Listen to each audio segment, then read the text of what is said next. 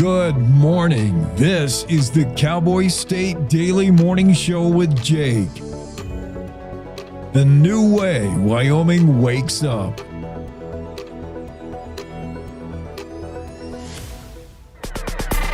It's time to take a look at what's happening around Wyoming. From the Cowboy State Daily News Center, I'm Mac Watson. A Thermopolis couple who rent a vacation home in Puerto Vallarta is doing fine after violence rocked the city after the killing of a cartel leader. Cowboy State Daily's Mark Hines reports that Matthew and Lindy B. Hughes even helped college kids who were stranded. They found out that somebody, a Canadian citizen, had what she initially thought were two teenage daughters stuck in an Airbnb there that was nearby. So they risked it. They went ahead and kind of drove to that location with some food. And they got there and there were two college kids. They were 7, all holed up in this Airbnb with like almost no food. Despite the violence, the couple says they have no plans to come back to Wyoming anytime soon. The Wyoming House of Representatives on Monday handed the Senate a 2-year budget draft, while the Senate sent the House a budget draft of its own. Cowboy State Daily's Claire McFarland reports that even though there's a difference of $170 million between the two, the governor remains upbeat. Governor Gordon had a roundtable-style press conference on Tuesday. He was actually cautiously optimistic because even though it was fraught and there were these bare-knuckle debates over the function of government, the House did come, again, within a narrow range of the Senate and the governor's draft budgets. Each side adopted 37 amendments, the same exact amount, despite more than 200 being proposed on the House side. And so he was cautiously optimistic, saying, we can see the light. Now the attention in the Capitol shifts to the two men tasked with appointing 10 negotiators to haggle over the differences: House Speaker Chip Nyman of Hewlett and Senate President Bo Beitman of Ranchester. I'll be back with more news from the Cowboy State Daily News Center right after this. WYDOT wants to remind you, download the Wyoming 511 app for hands-free information on your mobile device. This message is from the Wyoming Department of Transportation. My name's Brady Thornock. I manage my family's ranch here in Uena County. Ranching teaches you to think long-term, and it teaches you that Wyoming stays strong when there's real work here. That's why I'm building a data center on this ranch with a Wyoming company called Prometheus Hyperscale. This project will create thousands of Wyoming jobs, and it will use Wyoming's natural gas resources. We need to build Wyoming. I'm doing this for the future of Wyoming.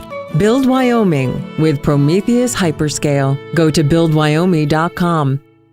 What if healthcare worked the way it should? Hoskinson Premier Care. Comprehensive quality care with one predictable fee. Unlimited office visits, annual wellness exams, preventative screenings, and advanced imaging. Primary and specialty care, in-house labs, mental health and wellness support, including physical therapy and nutrition. Just for $250 a month. No copays, no deductibles. World-class care right here in Gillette. We are the future of healthcare now, and your doctor works here. Visit HoskinsonHealth.com.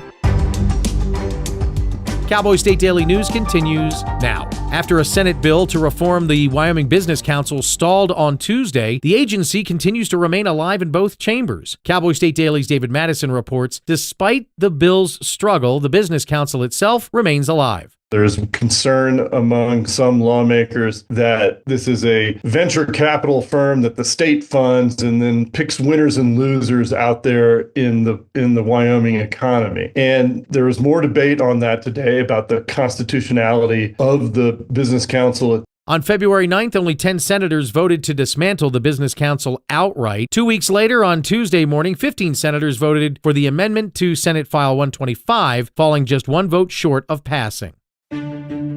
With less than a month left in the winter season, Wyoming is getting some much-needed snow in the mountains. Cowboy State Daily's Andrew Rossi reports that meteorologists believe there are encouraging signs for more snow. This has been an unorthodoxly warm, dry winter by all accounts in Wyoming. But as Cowboy State Daily meteorologist Don Day says repeatedly, December, January, and February are the driest months of Wyoming's year, which means that March, April, May, and June are the wettest months of the year. That's when we get most of our precipitation, including snow. The next 6 to 8 weeks are critical because that's when Wyoming's supposed to get most of its moisture. You can recover from a bad December, January, and February, and hopefully we will. You can't recover from a bad March, April, May, and June. Many meteorologists across western states will mark this winter season as one of the worst in recorded history. More snow has fallen in eastern cities like New York and Boston in a single week than Salt Lake City and Denver have gotten all season. And that's a look at today's news. Get your free digital subscription to Wyoming's only statewide newspaper by hitting that daily newsletter button at cowboystatedaily.com. I'm Mac Watson for Cowboy State Daily. Mom, I got it. What are you doing in there? I got stuff. Are you a dog? I wouldn't do that. Have you seen the pliers? Where'd you find those? It's not your birthday. Sorry. Bye, Grandpa. Bye, Grandpa. Take care of yourself. What are you doing? What are you looking for?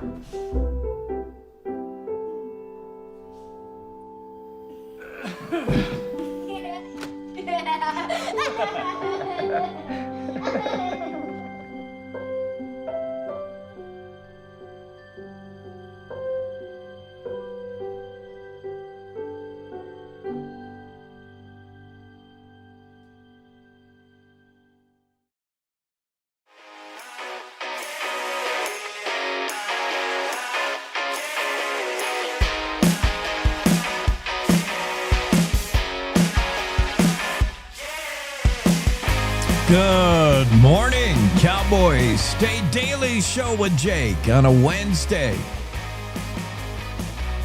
February 25th. I always have to document what day it is at the start of the show. I don't know why I do that. It's just habit.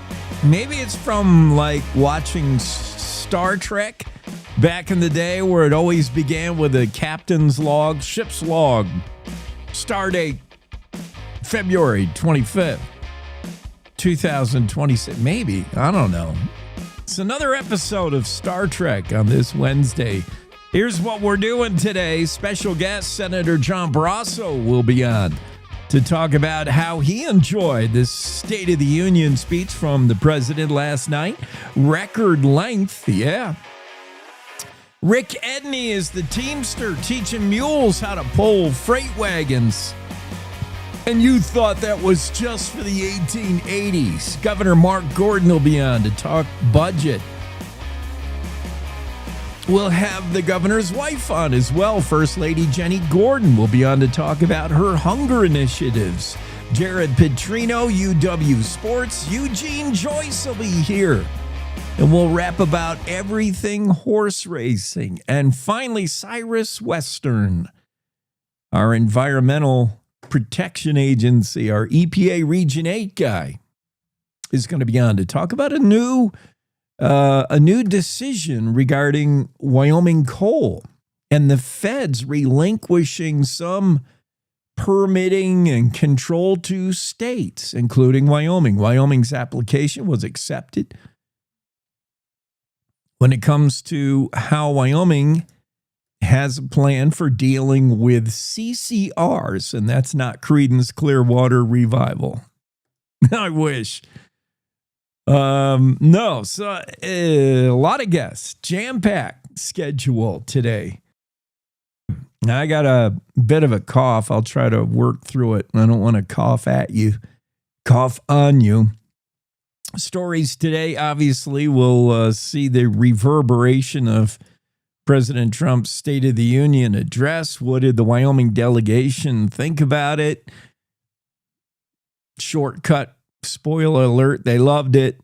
Senators Barrasso and Lummis enjoyed it. Senator Lummis, by the way, brought with her to the speech Troy Lake, the diesel mechanic. A year ago, he was in prison, federal prisoner, and what a difference a year makes. That was the quote, actually, from Senator Barrasso.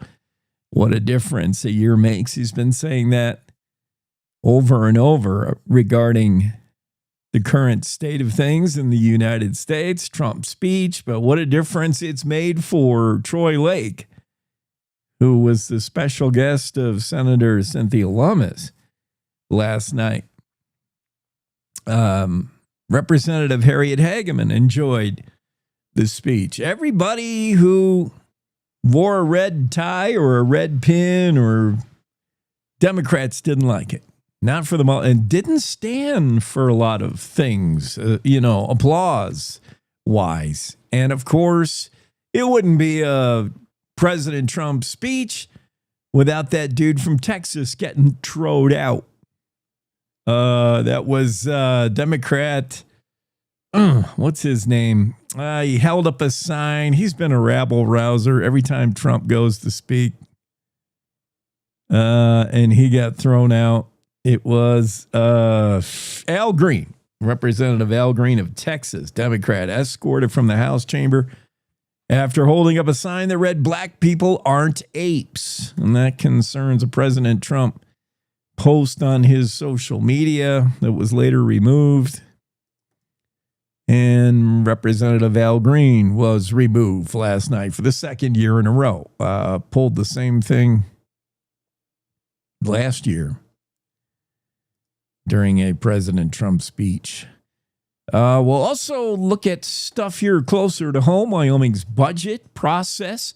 Who are the 5 from each chamber, House and Senate, who are going to hash out the budget differences? We know the 5 from the House, Senate still unclear. We know 3 of the 5 for the Senate anyway. And maybe by the time we talk to Claire McFarland later today, we'll know all 10. They're going to hash out the differences between the Senate and the House's version of a budget. And they're not too far apart. They got a little closer. And Governor Gordon's quote today is, he believes Club No is now morphed into Club Show. He believes these cuts are for show only.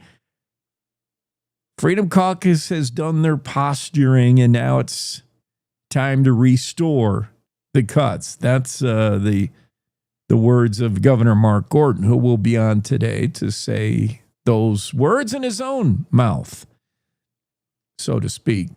Interesting story about this Wyoming couple living in Puerto Vallarta.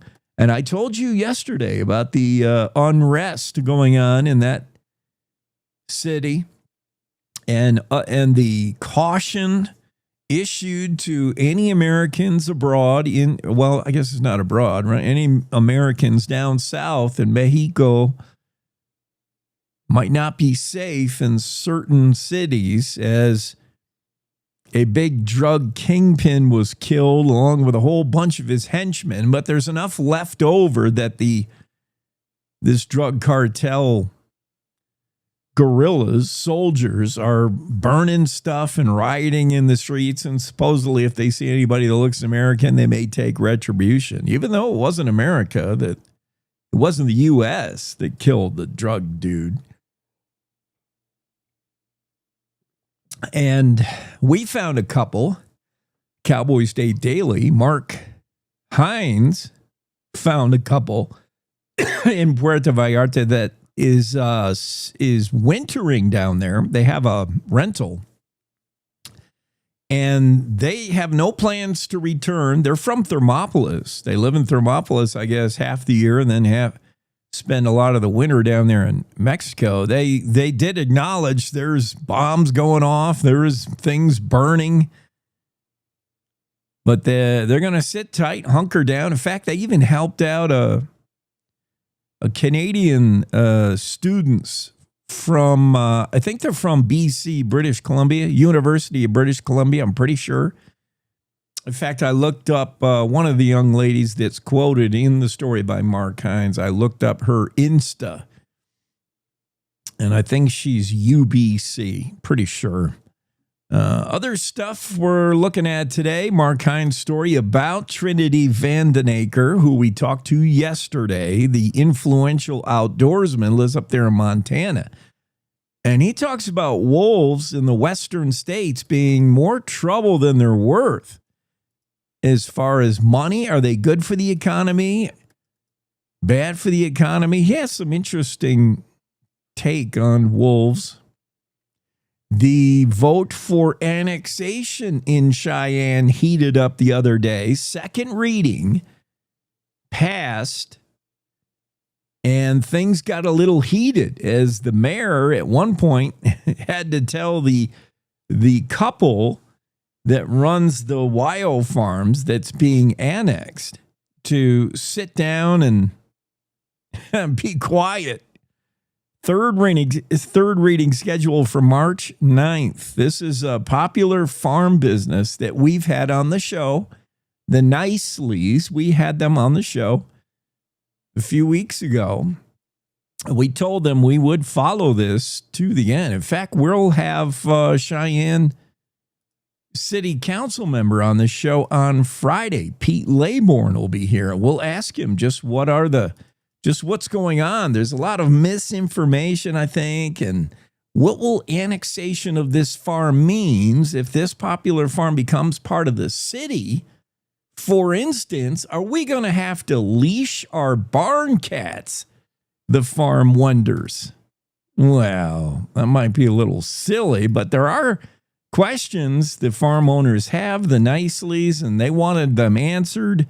Before the vote, they wanted a stall in the vote, and the city councilmen said, no, we're going to vote. Second reading passed. It'll need a third reading scheduled for March 9th. We're on it.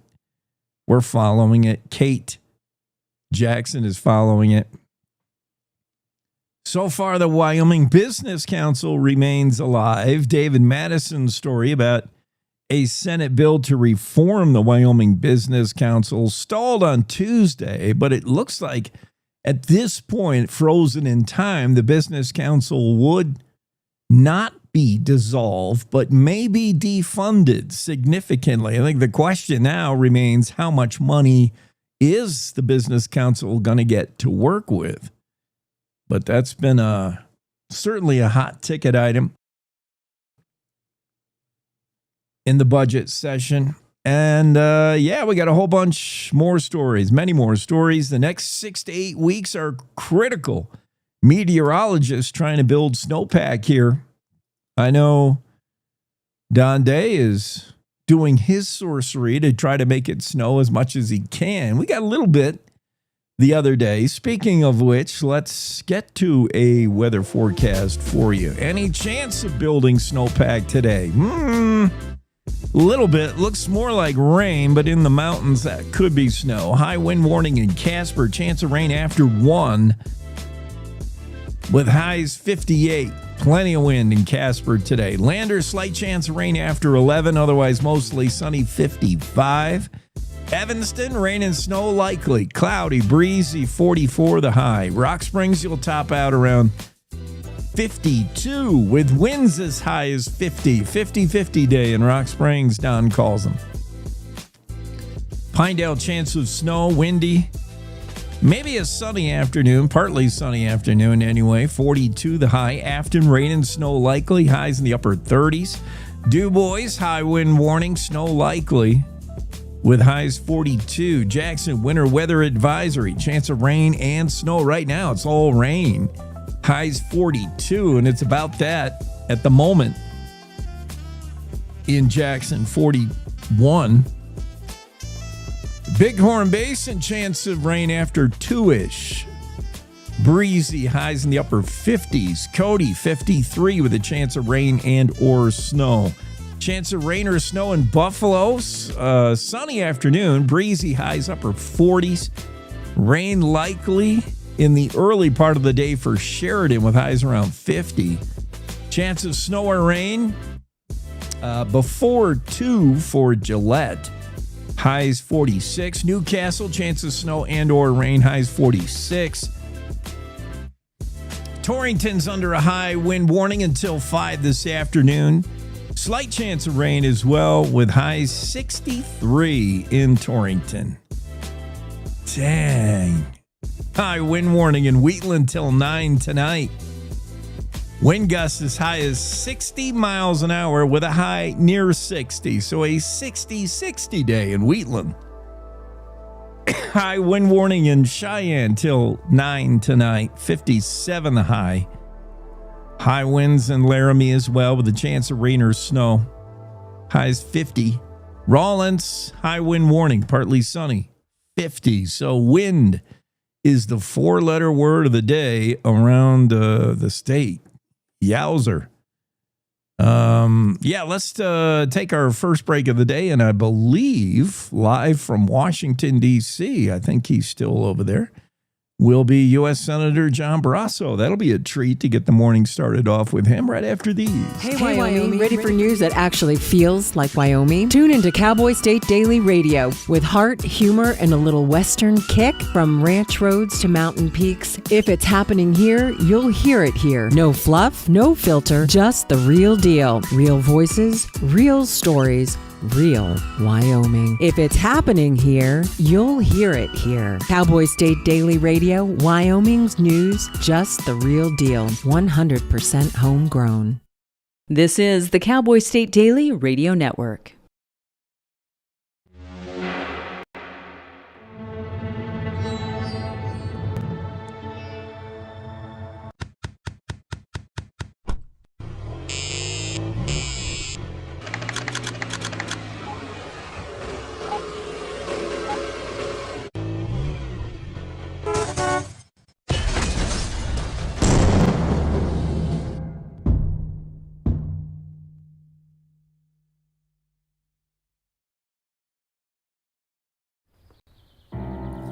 Hi. I'm your retirement fear, but don't be scared. You're still in pre-retirement. Does that mean I have more time to plan? Precisely. Here, this is pretirement.org. Retirement savings options? Potential tax breaks? Move. This isn't scary. I'm doing it. You got this. Visit thisispretirement.org for free resources to help you customize your action plan. So as a technical sergeant, E6. I served in Vietnam in 1969. I am a U.S. Army veteran. Have you ever helped a fellow veteran? Of course. Yes. Try to always be there for each other. I do my best reaching out to my brothers and sisters in arms. Have you ever asked for help yourself? It's always tough, right? I can't say that I have. I mean, if you don't have someone to kind of help you guide those thoughts, it can be really bad. Eventually, you just can't deal with it on your own. I guess it's a part of the military too, right? Service before self. It was drilled in, service before self. And you start to question, maybe people would be better off without me, When you realize that you're not alone, once you take that first step, there's so much support.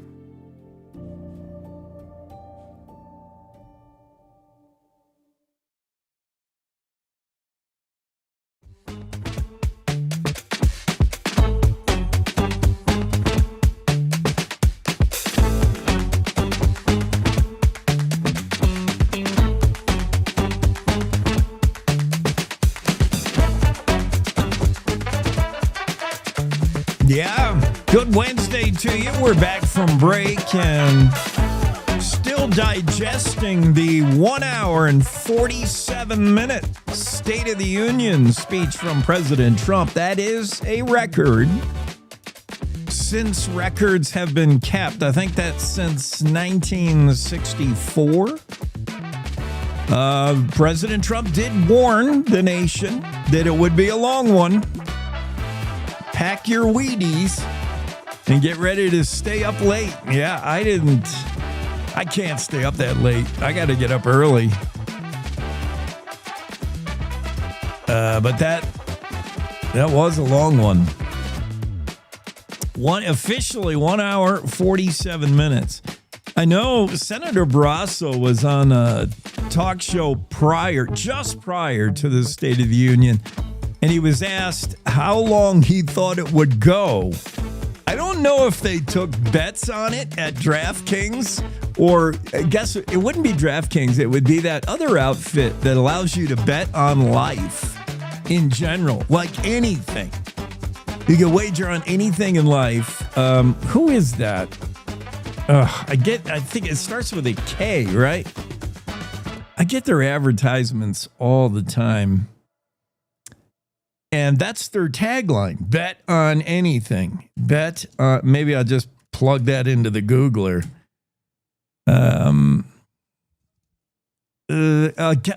Kalshi. They had a big commercial of the Super Bowl. Prediction market for trading the future. Kalshi. And they're not the only ones. There's others.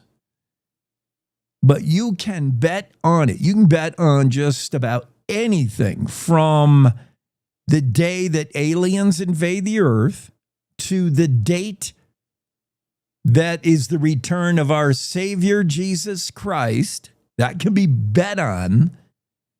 When the U.S. strikes Iran with military action, all kinds of stuff. And I'll bet on Kalshi you could have also wagered on how long President Trump's speech would be. And when asked, Senator Barrasso was asked before the speech, how long do you think? And he said, well, speculation is whether he'll break the triple-digit mark because last State of the Union was 99 minutes, clocked in at 99 minutes. So the speculation was, are you going to bet the over or under? Similar to the Super Bowl, similar to the Super Bowl national anthem. Is the national anthem going to be over or under 2 minutes? That was a wager on DraftKings, which, by the way, was, I don't know what it ended up being, but the national anthem was clocked by me unofficially right at 2 minutes, depending on when you started your watch.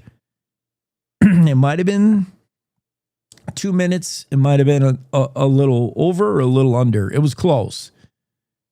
Anyway, I'm sure on Kalshi, you probably could have wagered how long this president's speech would be. And if you guessed 1 hour, 47 minutes, ding, ding, ding, winner, winner, chicken dinner for you. How did it meet with delegates? It played well.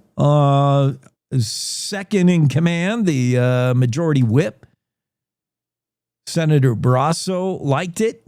Cynthia Lummis liked it. Senator Lummis liked it. And Congresswoman Harriet Hageman all liked it.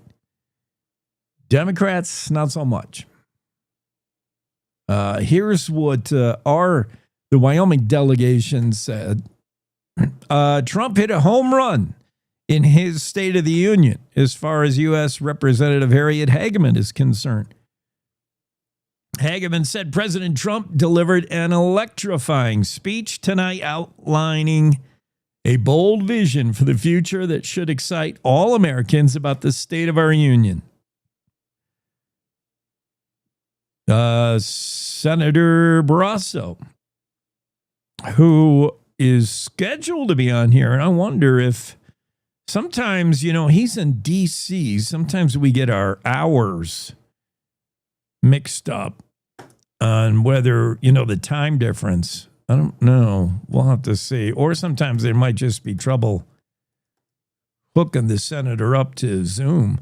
Wyoming U.S. Senator John Barrasso, second highest ranking Republican in the Senate, said Trump has had a banner year in the White House. What a difference a year makes. He's been saying over and over, anytime somebody pushes a microphone at him, the president was able to report that America is back on track. And U.S. Senator Cynthia Lummis, excited to have Cheyenne resident Troy Lake as her special guest for the State of the Union. What a difference a year has made for Troy Lake. A year ago, he was in prison. This year, pardoned by President Trump, he got to be right there in the Capitol building and enjoy the speech.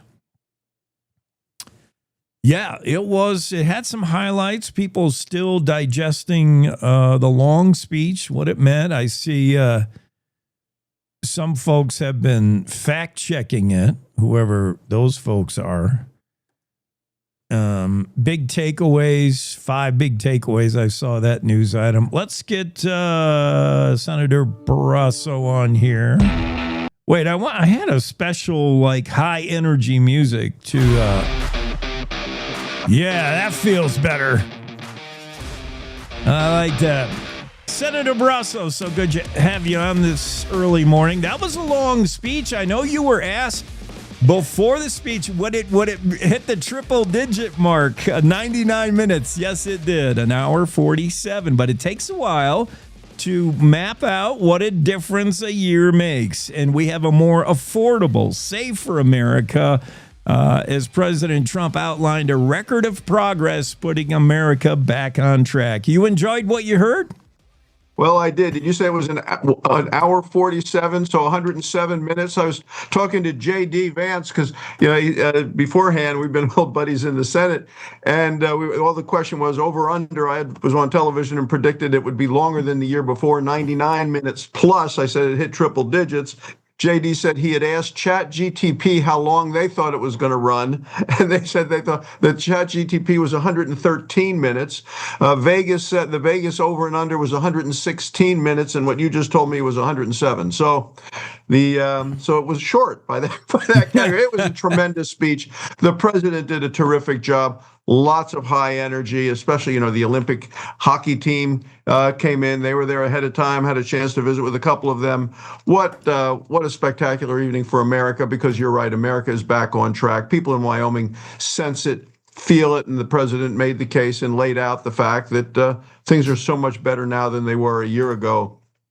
A year ago, we had a wide open border, people streaming in 10,000 a day. The border's now shut.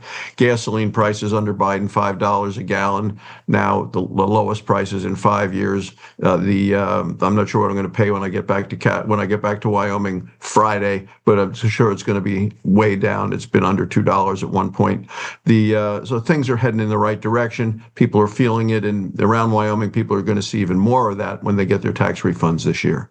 Yeah, Senator Barrasso, you've been out of state too long, out of country as well. You were on a destroyer. You met up with a couple of Wyomingites there. You were out there, outside of Iran, where we know there's, President Trump is pushing hard to try to get Iran nuclear free. No other president's been able to do that. Many have tried. I think it means removing an Ayatollah. The people want it in Iran. They're desperate for help and intervention there.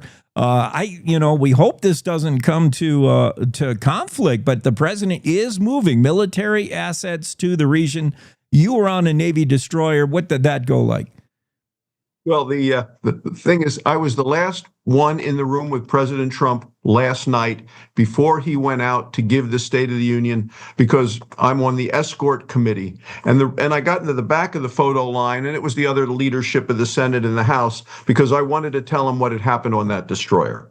And we're talking to destroyer 9 time zones away from Wyoming. They're within firing distance of Iran, and I was with them on Saturday. As I get on to the destroyer, there are 2 guys. They're holding a sign that's WY, Wyoming. I go right over to them. One's from Wheatland. One is from Gillette, although he played football in Sheridan at high school. So we got 3 communities hit by 2 guys. And the guy from Wheatland, Dad works in the power plant. One from Gillette, Dad works in the coal mine. They both said, please tell the president that their dads have their jobs today because the president has protected Wyoming coal and coal-fired power. And I wanted to give that special message of thanks to the president on behalf of these 2 young men from Wyoming who are keeping us safe, keeping us free, a long way from home right now. Hey, you guys, your message got sent to POTUS, to the President of the United States, right before he went and took the microphone. That's incredible. And you can see those guys, see what it was like. The photos are on Senator Barrasso's socials. Go check that out. We did a video with them too. Did a video right on the ship of the carrier, and they both had messages for the folks of Wyoming. We talked about the cowboy code, living each day with courage, taking pride in your work, do what needs to be done, and it was really wonderful to be with them and to thank them, encourage them. I gave them, one of my challenge coins, and I think you've seen these in the past. It's a sign of honor and recognition and respect, and it has the Wyoming cowboy in there, because I say cowboys never quit. Cowboys never complain, and neither will our military. And when you give it to them, you cup it in your hands, you shake their hand, turn it over to them, and say, thank you for what you do to keep our nation safe and free. Oh, man, that's the way your granddad used to give you a little money to spend on candy, too. He slipped that in on it. Interesting. I had with me my dad's dog tags from World War II, from the Battle of the Bulge, from the liberation of France. His discharge papers say Normandy. He always said, well, I didn't go in the first day. He didn't, but he still went through Normandy, across France, and in the Battle of the Bulge, 5 Bronze Stars. And when I travel to see our troops, I always have his dog tags with me from World War II. Wow. Hey, let's change gears for a second. Tell me about Working Families Tax Cuts Act. This is going to be one of the biggest, if not the biggest, tax cut for Americans. It's the bill we passed last summer, and there's so much in it. Most people understand, no tax on tips, no tax on Social Security, no tax on overtime. So in Wyoming, overtime, nurses, firefighters, coal miners, that means no tax on that additional money that they earn overtime at a higher tax rate, which just happens. I talked to nurses when I was practicing medicine in Casper. They say, yeah, we work overtime, we get more money, but the tax rates then go up and you end up to keep less of it. The same as Social Security. For people living on Social Security, a fixed income, they're able to keep more of it. Those things matter. Bigger issues related to farmers and ranchers are the death tax. Permanently, we've given them significant relief so they can keep the farm or the ranch in the family with grandmom or grandpa passes. That is big. Lower tax rates. So people are going to see tax refund checks bigger this year. Cynthia Lummis, my colleague in the Senate, she runs the Senate Western Caucus, and she put together a sheet just on wins for the West in this bill in terms of sales of and leasing for oil and coal and gas, drilling, exploration. All of those things means more money for Wyoming, more money for our state, and lower prices for people. All of these things are huge benefits of this law, the Working Families Tax Cuts law, and the president made the case last night for it. Now, the Democrats wanted to raise taxes by $4 trillion. We cut taxes and made those tax cuts permanent. So we think it's going to make a big difference in terms of our comprehensive economic plan to get America back on track after the inflation years of Joe Biden and the open borders. Senator Barrasso, still work to be done. The hang-up with funding now is funding Homeland Security. Democrats holding the line and holding up these efforts. It's an issue over ICE, I believe. And, ICE is already paid, already funded, but it feels like that defund the police movement that was going on years ago. Can we get this over the finish line? Yeah, we need to do that. We funded 96% of the government through the regular appropriations process, and the Democrats have said, we're not going to fund the Department of Homeland Security. They would rather line up with illegal immigrant criminals than with the safety and security of the American public. And you saw it last night during the speech. To me, the most telling part of the speech, there were lots of wonderful parts of the speech, when the president said, the number one role of the responsibility of the government is to keep our people safe. Democrats didn't stand up. Standing ovation on the Republicans. Democrats didn't stand up. Yeah. Well, you say, who are these people? What are they thinking? They would rather side with illegal immigrant criminals than they would with safety and security of American citizens. It is a fundamental difference in the beliefs of the two parties, and the Democrat Party has been dragged so far to the left by their radical base who does want to defund the police and does want to have open borders and does want to eliminate immigration's customs enforcement and safety in our communities. They were happy seeing 10,000 illegal immigrants a day flood into our country and hitting it in every state. That's the difference, the fundamental difference. So what we're doing is working on trying to find a way to get all of this funded. But defunding right now Homeland Security. We have Wyoming people in the Coast Guard. Coast Guard members aren't getting paid. TSA agents in Casper aren't getting paid. You take a look at all of the things under Homeland Security. Cybersecurity is down in certain locations because of that's part of Homeland Security. ICE is a small part of it, but as you said, so much of that has been funded already through this Working Families Tax Cuts bill. We put more money into Border Patrol and to protecting the citizens of this country. If Democrats are trying to prove a point with ICE, some of it is misguided and missing the mark, because you're right. TSA, I mean, take a flight right now. Your flight could be compromised with TSA not being paid. Very interesting. Yeah, you would have expected everybody should have stood up. The Democrats should have stood up and just sat still. That was the telling moment of to me last night's State of the Union. Yes, and that is being replayed today on news for sure. And it wouldn't be a State of the Union without Representative Al Green being kicked out of the game early. An early shower for Representative Green. Is there did you get a sense, did you get a chance to talk to the president after, and whether these Democratic, whether, it was Representative Al Green or whether shouts of, instead of USA, something else, did any of that affect the president, or is that kind of expected? The president expects that sort of thing. He's used to that sort of thing. Yeah. He just he's moving ahead, putting the best interest of the American people and American safety and security and prosperity. That's what this president was elected on, safety and prosperity. That's what his focus is, not somebody that's trying to distract him by waving a sign. Yeah. Well, the takeaway from the speech was really positive and very patriotic, from the U.S. ice hockey team to Breezy Johnson, Jalen Koff, and Anna Gibson came home to the Jackson Hole Airport the other night. Got a big welcoming for her ski mountaineering. We had some athletes from Wyoming represent at the Olympics. It was great to see. Cynthia and I are going to go onto the floor of the United States Senate this morning and give a speech about those 3 Olympic athlete champions. And we're proud of all of them. And it's a great day to celebrate Wyoming and Wyoming athletes. And they did. The Code of the West, the Cowboy Code, live each day with courage, pride in their work, do what needs to be done. All 3 of them delivered for Wyoming. Wyoming leading the way in Washington for sure. And President's State of the Union address. Thank you, Senator Barrasso, for coming on. What a difference a year makes. Wyoming Wednesday. We have about 100 people from Wyoming here today. Donuts, coffee, 14 different groups. The University of Wyoming people will be here.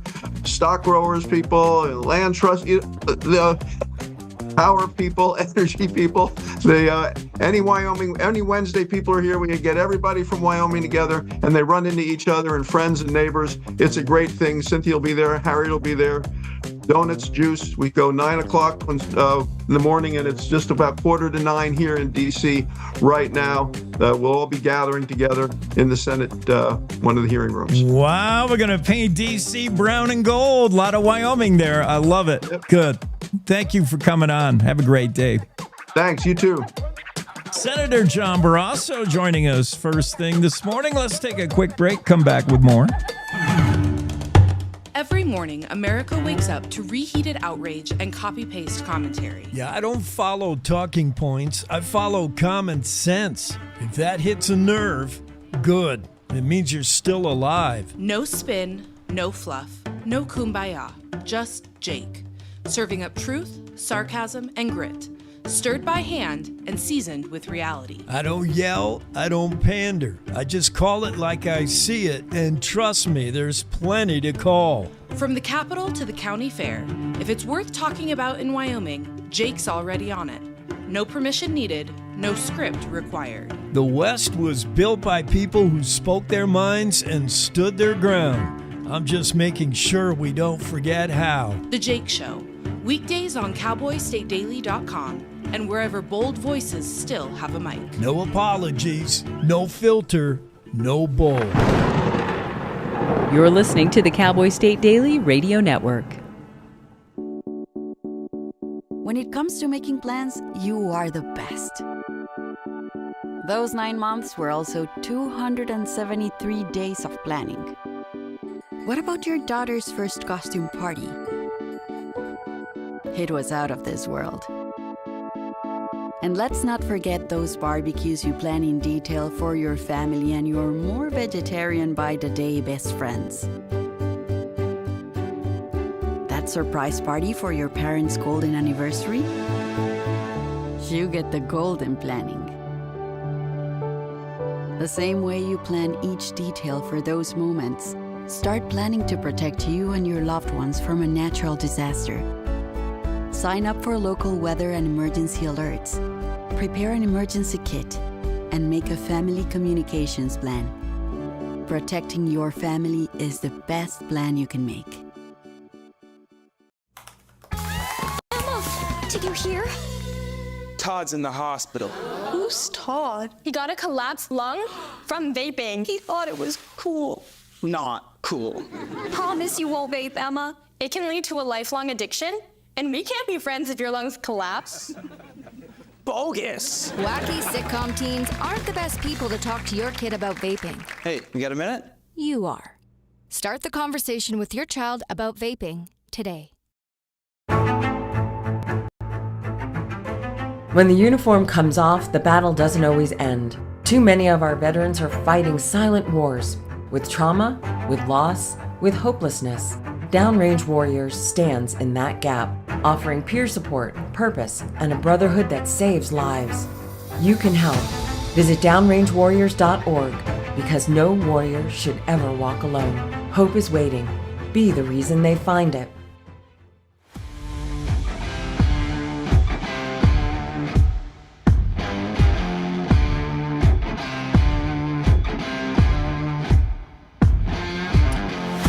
Yeah, good Wednesday to you. I was so nervous before I talked with Senator Barrasso, more nervous than usual, because I just did this update on the software I use to stream and broadcast this show to radio, to Facebook, X, YouTube, the website. I mean, we're everywhere, and everything hinges on the computer software that does it all. And the computer software this morning said, there's a new update. Do you want to do it? And before I even thought, well, maybe I should wait and test it, I said yes.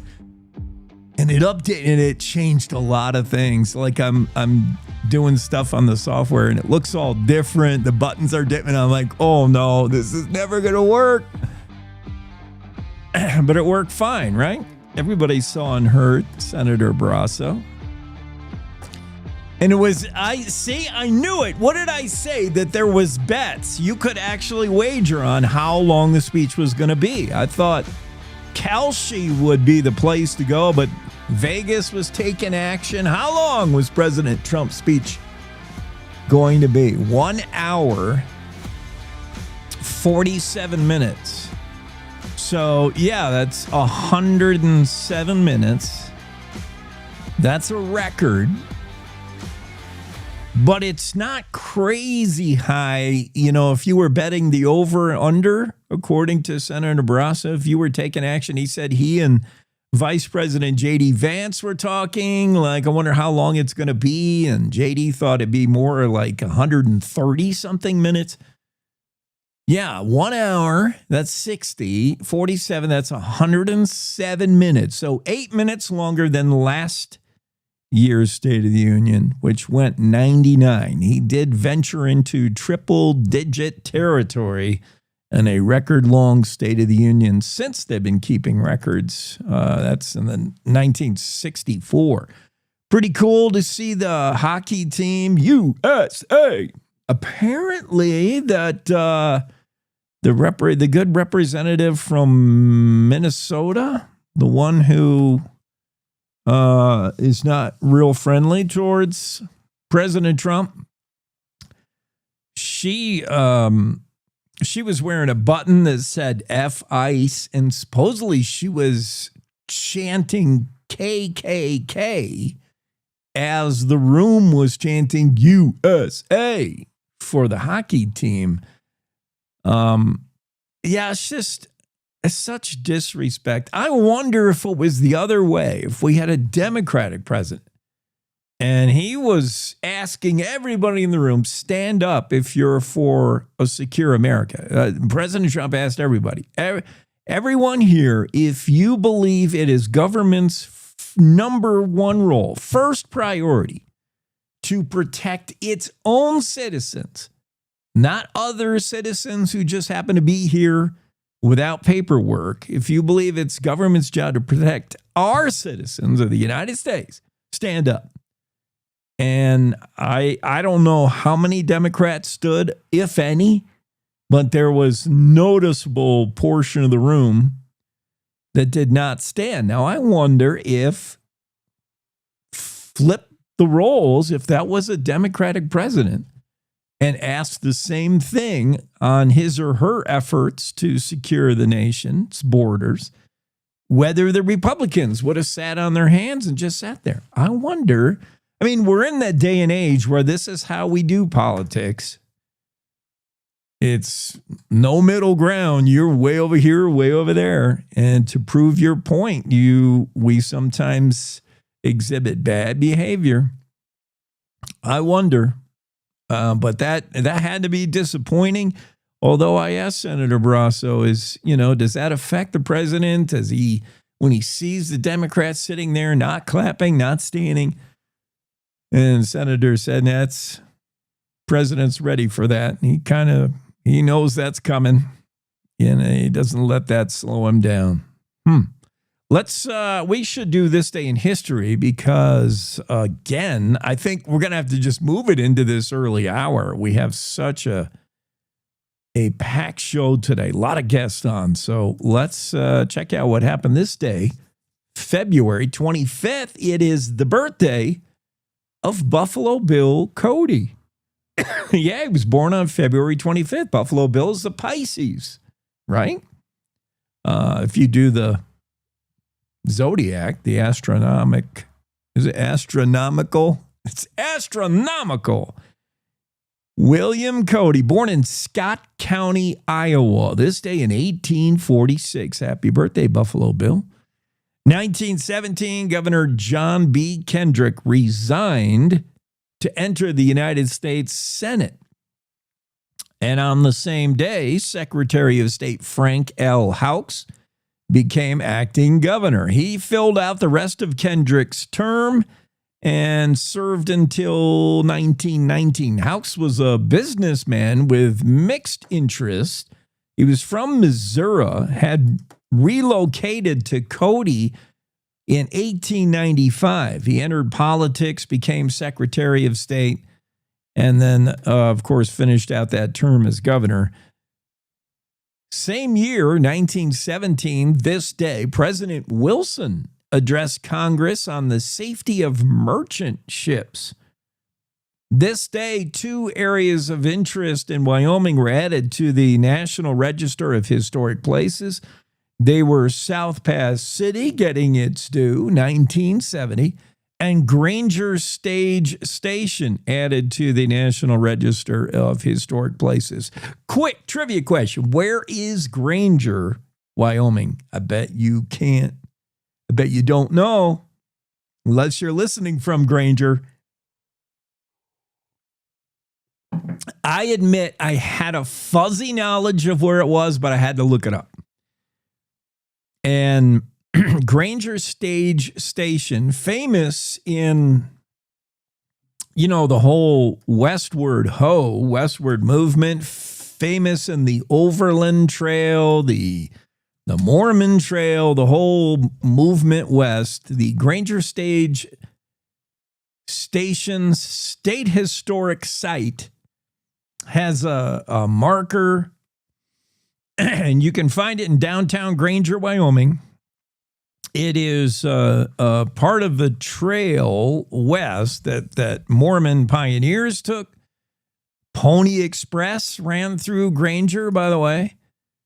Oregon Trail, all the historic trails ran through Granger, Wyoming, which is mostly, if you look at Wyoming, where we put Interstate 80, go figure, with some departures. And one of the departures is where you'll find Granger, Wyoming, which is, if you're heading west from Little America on Interstate 80, and before you would get to, let's say,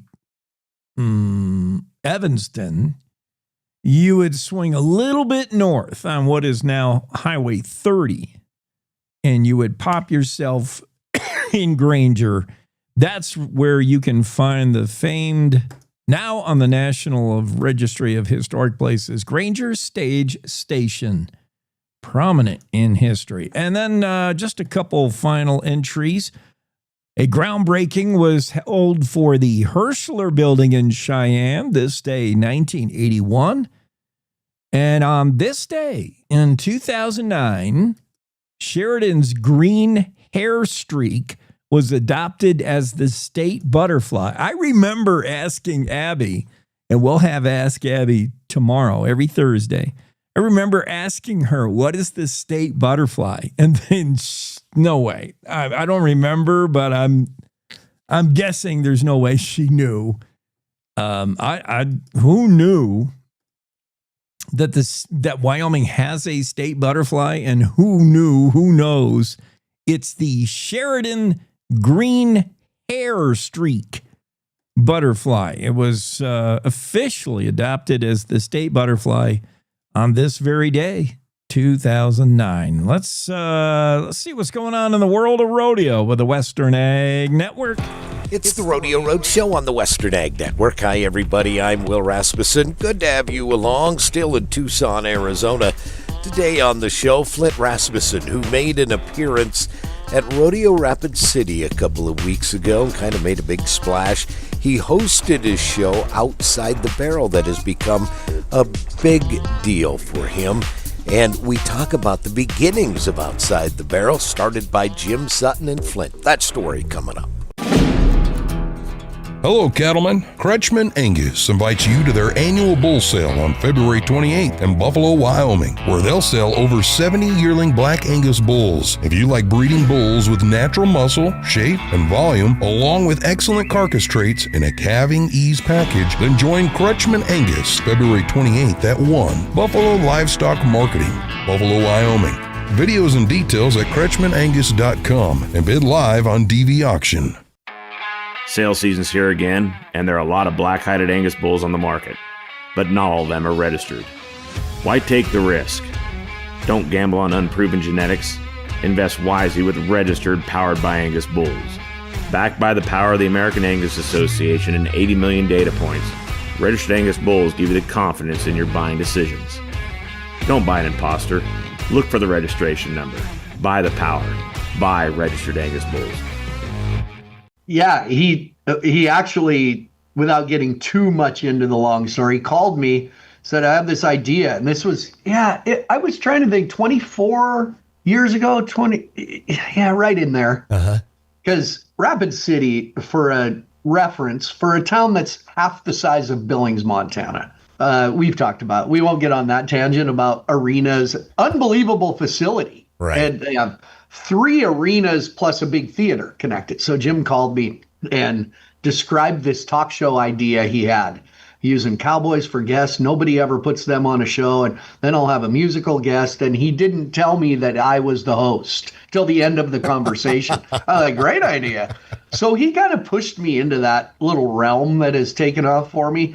And yeah, it's their 100th year of producing rodeos. And we thought, why not come and do a Outside the Barrel show in the theater? You were there. It's a great, beautiful theater, great sound. It's a captive audience. It's not in a, my vision for hosting a talk show has always been what we just did. Not people running in and out because it's in the middle of a trade show and it's noisy and you're trying to push. I could tell stories and we could get to just get into things better. Flint Rasmussen and how the Outside the Barrel stage show all started. Telling you the story on the Rodeo Road Show. I'm Will Rasmussen on the Western Ag Network. This is the Cowboy State Daily Morning Show with Jake. Thank you, Will. We have to have Russell Nemitz on again. He's the guy top dog over there at the Western Ag Network.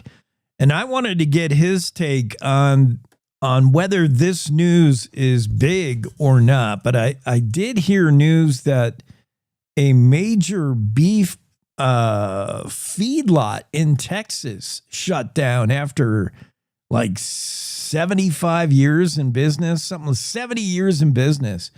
U.S. Cattle Report Lubbock Feeders announced a closure after 70 years, mostly due to the shutdown of Mexican beef imported into the U.S. It sounds significant, but Russell would know best. I'll reach out to him and see if that's a big deal.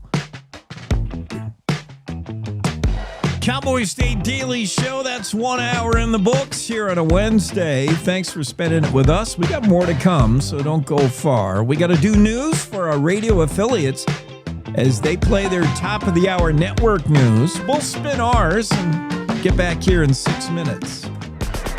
It's time to take a look at what's happening around Wyoming. From the Cowboy State Daily News Center, I'm Mac Watson. A Fremont County man accused of helping ambush a man on the Wind River Reservation has been charged with first-degree murder. Cowboy State Daily's Greg Johnson reports that according to affidavits, DNA evidence puts Jose A. Gonzalez in the victim's truck. They found his DNA on the steering wheel of the guy's truck. He even told agents that he was riding in the truck with the guy. And then also there are allegations that the victim was robbed. They found his pants with the pockets outturned, and this guy's DNA was also found on the pants. That's some concrete evidence putting him in the guy's truck. Whether he actually killed him or not, that's the $64,000 question. Now, if convicted of first-degree murder, Gonzalez faces life in prison.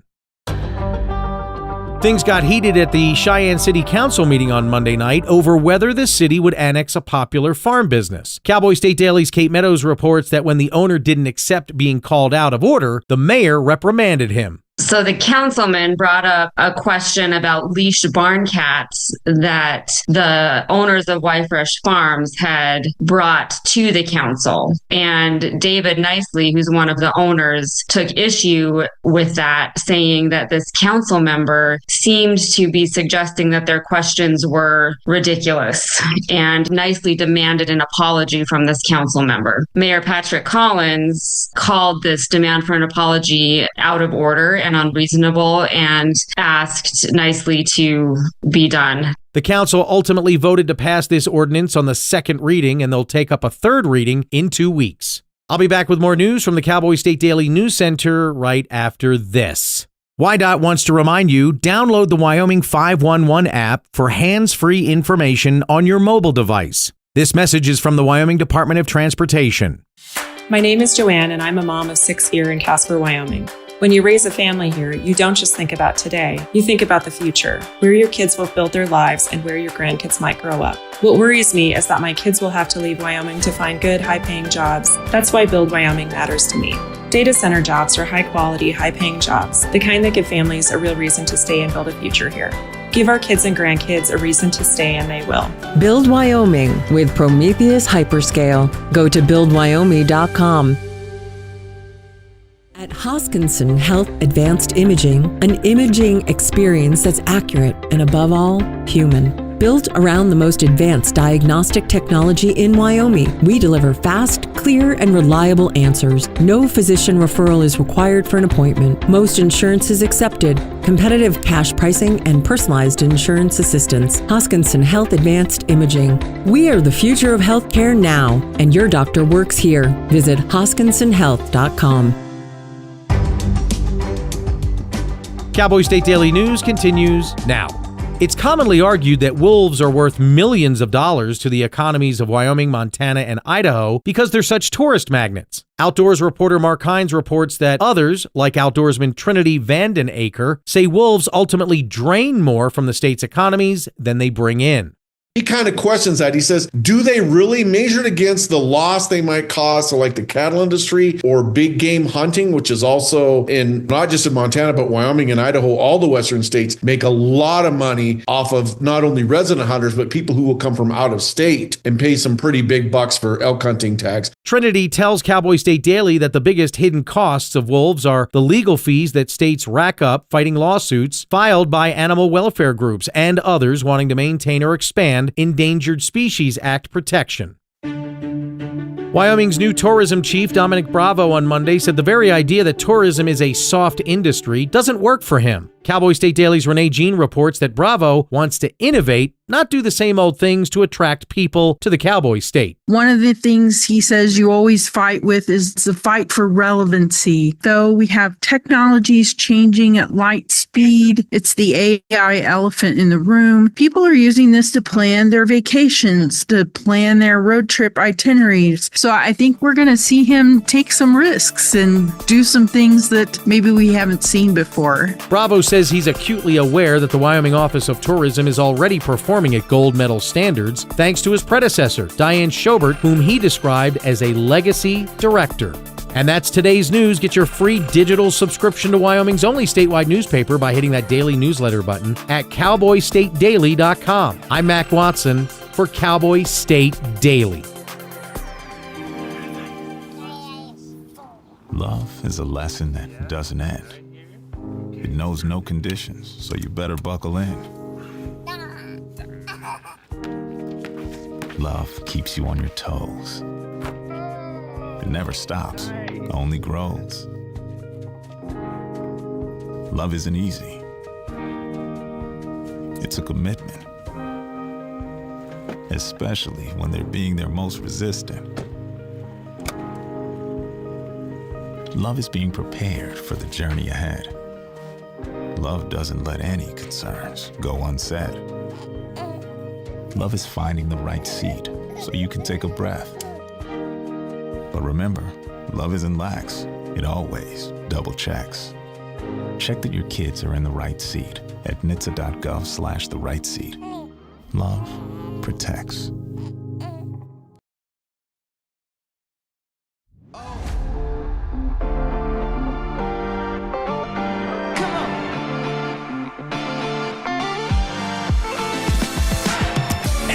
Yeah, we're going to start this hour on a phone call. I rarely do this because I don't like to. Most of our guests join us via Zoom, but Rick Edney out of Nevada has never heard of Zoom. No, I'm just kidding. I don't know. He doesn't have Zoom. He's busy training mules to pull a wagon like in the old days. 16 mules. That's 8 pairs, yo. See, I'm so good at math. And he wants to reenact some old freight wagons back in the day when horses or mules pulled freight wagons. You probably read the story in the Cowboy State Daily. In Thermopolis, Jackie Dorothy wrote the story. Rick Edney is trying to train mules, and there's Rick on the phone. Oh, this is good. Rick, is that you? Yes, it is. I was going to call, but I hadn't dialed yet. I'm glad you rang in. Good. How's life in Nevada? Where are you in Nevada? That's one of my favorite states. I'm in Northwest Nevada. Northwest Nevada. Okay, I got it. Yeah, we're about an hour south of Carson City. Yeah, yep. Right on the edge of the Sierras here. Yeah, very nice. So we're talking about the story from Jackie Dorothy, this idea that we're going to recreate some of the old days back in the 1890s, and a 16-mule wagon train. Freight wagon train is so cool. Many of us have seen old pictures of the West, and we've seen these teams hooked up. Now, let's see, where do we start? You're a Teamster. You've hooked up probably just about everything, from draft horses to regular horses, mules. You ever hooked up any oxen, by the way? No, I haven't. Okay, I don't suggest it. But tell me about the challenges of when you get this 16 mules, Rick. This is not just your 2-horse draft team. Like, this requires some serious skill and some serious training. First off, tell me why you're even undertaking this. This is to recreate a feat by Henry 16 Mule Johnson. Yeah. Well, I tell you, we've been doing this for some time. And years ago, my partner Luke Messenger and Roy Clark and myself started working together. We had some old timers showing us how they used to hook up big hitches in the field.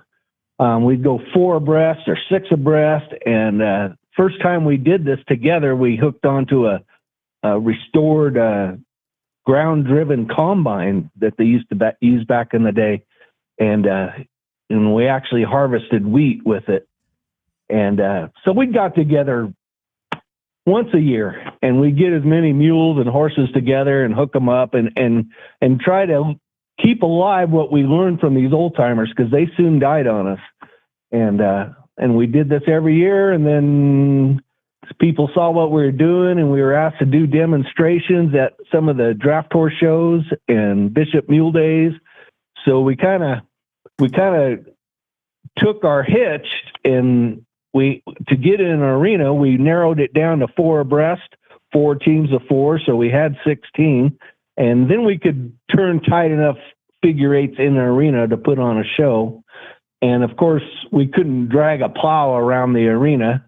So we built a big stone boat or sled and put a stack of hay on there. And we put Luke up on top of that stack of hay, he'd stand there and give him the lines, and me and Roy would trot alongside, kind of talking to them mules, giving them encouragement where they need it. And so that's where we're at. And then I get a call from an old friend who retired and moved to Thermopolis, and she says, we've got this idea. She says, tell me what you think about this Henry Johnson guy. And of course, my big mouth, I said, I think we need to recreate his whole outfit. So that was just about a year ago. So we've been working on this ever since. The problem is, my partner's on the other side of the Sierras, so it's hard to get together to work all 16 mules together. And now we're doing what they call a jerk line hitch, which is pairs, 8 teams. And in the old days, they'd hook onto these big freight wagons, and they run what they call a jerk line hitch, which they've got a rope going up to the left lead mule and giving her cues on what to do. A little different than what we've been doing, so it's got some more challenges to it. So yeah, that's where we're at. Let's describe for folks who are not Teamsters, which is 99.999% of the rest of the world and our listeners, what are the challenges now of running a 16 mule team. We're talking about 8 pairs. That's a long line of mules. And let's start with the whole jerk line idea. We're talking to Rick Edney of Nevada, Teamster, who's running a 16 mule freight train, man. I can't wait to see this in Thermopolis. I have done a little bit with just 2 draft horses. I know how to harness them, hook them up. I know how to drive a 2-horse team. I can't imagine multi-horse teams. Now, here's the thing. When you got more than one row or pair, like which horses are you in contact with the reins? Sometimes you see on a Western a whole bunch of reins in the hands of the driver. In your case, you're doing the jerk line, so you're controlling just your 2 lead mules, which if folks can think of like a dog sled team, those 2 mules out front, those are your smartest, you would hope anyway, and the rest are going to just follow? That's very well described. We're not we're hoping we don't have to have lines to any of them. Yeah. Right now in our training steps, we will start out with lines on them until everyone gets the idea that, it's just follow the leader here. And then we let those lines go slack, or we just coil them up and hang them on the hames on the harness there. And and they're getting the idea. But you're right. The lead pair are the key. We got to keep them in check. And of course, when we come to Thermopolis, we're going to be going down the streets of Thermopolis with a parade and all kinds of distractions. So, like my buddy Luke says, we don't want to be on the 6 o'clock news for all the wrong reasons. So. Yeah, that's a 16 mule team is a little bit to woe down if they had an idea of going somewhere. Yeah, I would get the blinders on them. Don't let them see the kids along the parade route throwing candy at them and stuff. But but back in the day, those mules had to work every single day, and mules are smart. They're not gonna spend any energy being stupid. They know if they get and do their job for 15 miles, they're going to get to stop. They're going to have water and a bite of grain and get to relax. Yeah. And but we're not working with that. We don't have the time to work them every single day. Yeah. And of course, they were pulling heavy loads. Yeah. They'd have probably at least 3 freight wagons hooked behind them. And another thing they did back in the day is a lot of these freighters would haul a sheep wagon or a sheep camp wagon in the back of all this, and they'd camp in that on the road. And that's what Henry Johnson did, and he actually took his family with him. He had his wife, and they had a whole bunch of kids, but he took like 5 of the kids with him. So. Well, 5 kids is not enough weight to call for a 16 mule team. Rick, give me an idea of why back in the day and today, what kind of a 2-horse team could safely and efficiently pull what kind of weight? When do you need to go up to 4 horses? What would possess anyone to hook 16 mules to a wagon? What the heck are you pulling? They had to. You had mining camps everywhere. You had settlers coming in, staking claim to their free land, and they had farming communities and all that merchandise that they needed, all those supplies they needed. It had to be brought in on a wagon. Yeah. And then in later times, the railroads had more spurs going out and what have you, and that kind of faded away the need for those big freighting outfits. But the amount of weight, oh God, the 20 mule team, the Borax team, I think those wagons weighed 10,000 pounds. You man. So, yeah. And you're I would imagine, an incredible amount of weight. Of course, the terrain would limit you. If you're in mountainous terrain, then you're going to have to go a lot lighter. Yeah, you're not pulling a team down, downtown Thermopolis on the pavement. You're going up a rocky, route. Yeah, sure, you need more horsepower or mule power. Tell me about working with mules. You just barely touched on it in the story by Jackie Dorothy. You mentioned the difference. Anybody who's worked with horses, mules, draft horses, whatever, they know the mules are sometimes considered obstinate, but that obstinance, that stubbornness is actually the mule being a easy keeper. The mule can take care of itself. He's not going to eat a balin string. He's not going to get himself messed up. The mule thinks for himself more than the horse. They seem to have a better sense of self-preservation. That's for sure. They'll react. They're a fight animal. They'll react sometimes. Something scares them or what have you. But they kind of get a hold of themselves. They wait a minute. I'm not going to hurt myself here. And I was out of town for a weekend here a while back, and my wife texted me a picture, and one of my mules was pawing at the wire fence, and she hooked her shoe in there, and she's probably been there for hours. And Lori went out to feed, and she got her foot hung up in the fence, and she's just standing there. So Lori fed the rest of the mules. They're all in one big pen, and she went, got some wire cutters, came back. The wire cutters weren't strong enough to cut the wire. Had to go get a bigger pair. Came back. The mule's just standing there probably for hours now waiting to be rescued. Yeah. And I tell you, if we had a horse, it probably boogered itself all up and tore the fence down and everything. And the mule's just not going to do that. They're too smart for that. Yeah, horses keep your local vet in business. Mules, not so much, maybe. They are. So just a couple more things. We're talking to Rick Edney. He's the Nevada-based Teamster who's going to run a 16-mule dog and pony show through Thermopolis to celebrate Trailblazer Days. I can't wait. That's going to be fun. Tell me about steering an outfit like this. We just mentioned the jerk line, and you're going to tug on the left rein if you want your lead mule to begin that left turn. You're going to tug on the right rein. Mules are also maybe smart enough to understand G and haw. Do any Teamsters use G and haw anymore? Yeah, of course.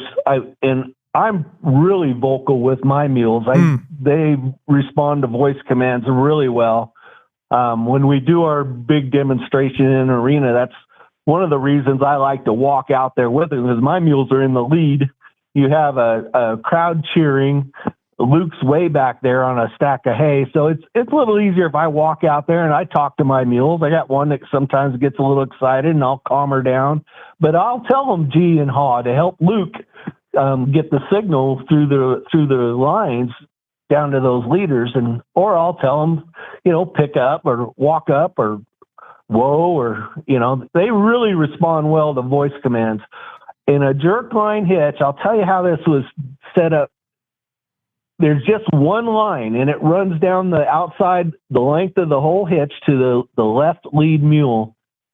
And they always said one jerk for left and two jerks for right. Well, you put a good heavy driving bit in there, you can kind of give it a pull to get them to go left. But to go right's a whole different thing. Let me see if I can describe this well. They would take a short line to the right side of that bit and go back to the hame. So when you gave it a pretty good jerk, couple of jerks, that mule will actually try to work against that bit and throw its head. Well, when it throws its head, it shortens up that line on the right side, which pulls her head to the right a little bit. And that was the cue to turn right.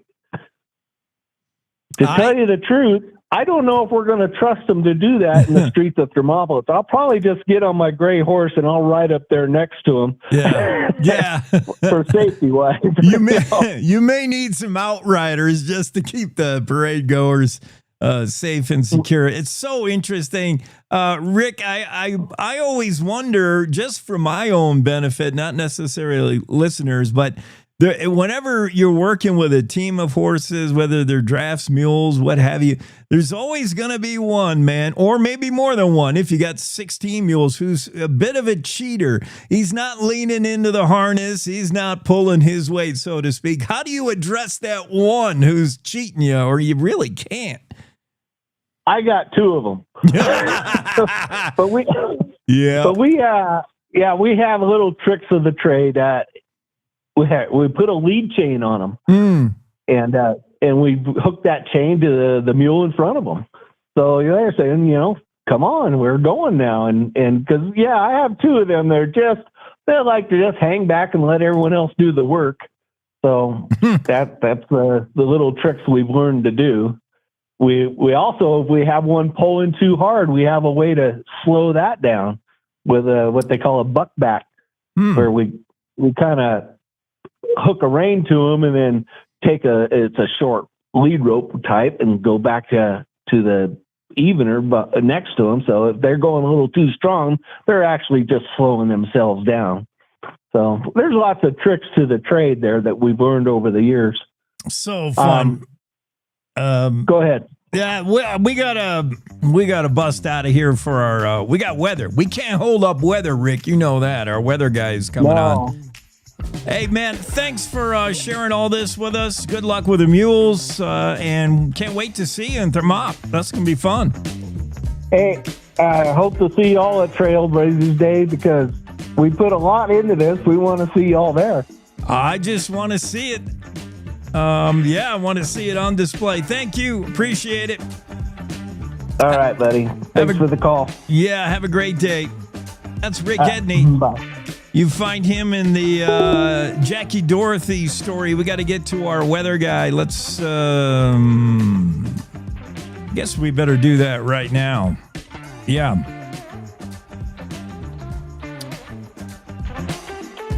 And then we have Governor Mark Gordon will be on here in a moment. Oh no, I've got all... Hold on. You have a gaggle. A gaggle of guests. Oops. Okay. Here is our weather guy. Sorry. Don Day, let's... wow, wind is a word today. A naughty word, but you always talk about 50-50 days in Wyoming, where if it's 50 degrees, it's blowing 50 miles an hour. We even have a 60-60 day in the state. A lot of wind. Yeah, the headline today is windy on the plains, snowy in the mountains. I'm happy to report really good snow overnight in the high country. Teton Pass closed this morning for avalanche control. 14 inches of snow up there and 1 to almost 2 inches of water equivalent snow water equivalent in the upper North Platte Basin overnight. Haven't seen snow in the North Platte Basin upper reaches since early December. So that type of snow, at least in a short period of time. So I guess if we're mild on the plains and it's snowing in the mountains, that's a good thing. The wind, I'm afraid, is going to be ugly through today. And really tomorrow and Friday, it's still going to blow. Yeah, well, it is Wyoming. But yeah, it hopefully brings us some moisture. I'm just reading in the Buffalo Bulletin that the Buffalo Chamber of Commerce is going to celebrate their winter gala on March 7th. That could coincide with the seasonal opening of the community swimming pool to celebrate winter gala on March 7th. What's the forecast for that day? It's better than being in July. 72 and partly sunny. In winter gala in Buffalo. You know, one of the worst blizzards that ever hit Buffalo, you know when it happened? When? Late April. Oh, yeah, because that up there in the northeast part of the state, that's so much like the Dakota weather that there's nothing to stop that weather when it decides to come down from Canada. It just, there it is. There it is. All right, thanks, Don. We got to get to the governor. Bye-bye. All right, buddy. Winter is here. Wind chills below zero, ice and snow. Oh, and the drifts. Oh, you know what it's like. But guess what? Cowboy State Daily has you covered with the most accurate and reliable forecast with meteorologist Don Day. So you know what to expect. You know the saying, if you don't like the weather in Wyoming, just wait 5 minutes. It will change. But you don't have to keep checking the skies or an app on your phone to see if it's going to rain or snow. So make sure you're getting your forecast from Cowboy State Daily's Don Day. Every day. This is the Cowboy State Daily Radio Network.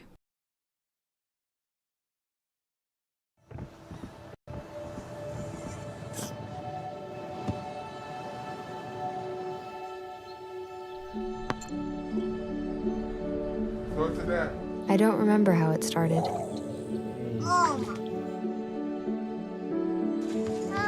Our back and forth. Victory. Fumble. Repeat. It always came back. Dad!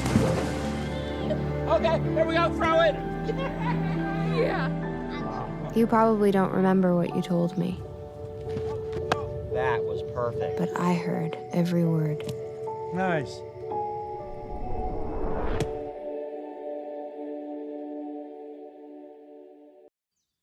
Jason, let's go see your room.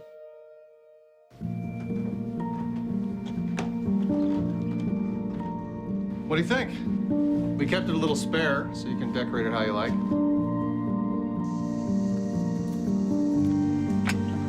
Dinner! Go. Excellent. Soccer is fun. Yeah, I saw you guys out there. We're the family. Yeah! I thought you were on my team.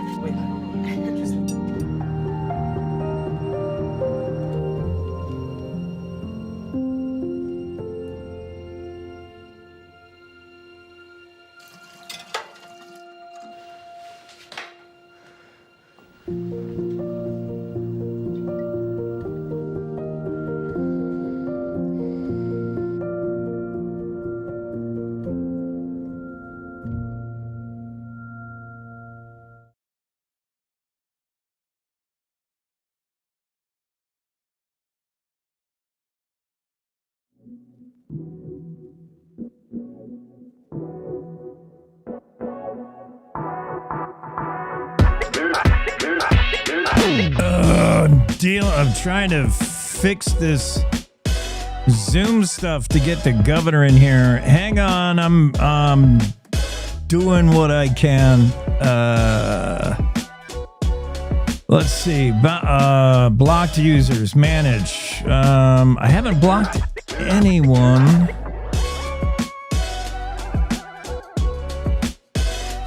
Yes, I know somehow the governor has got blocked.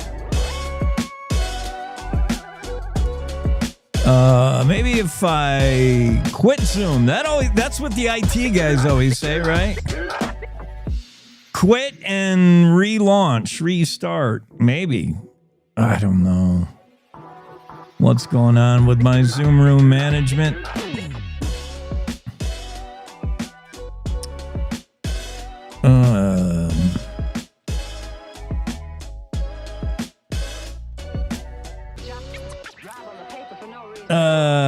Yeah, I don't. Oh man, I don't know if I can fix it. I might have to take another break and keep figuring out how to fix it. Yeah, that's what I'll do. Let's do this.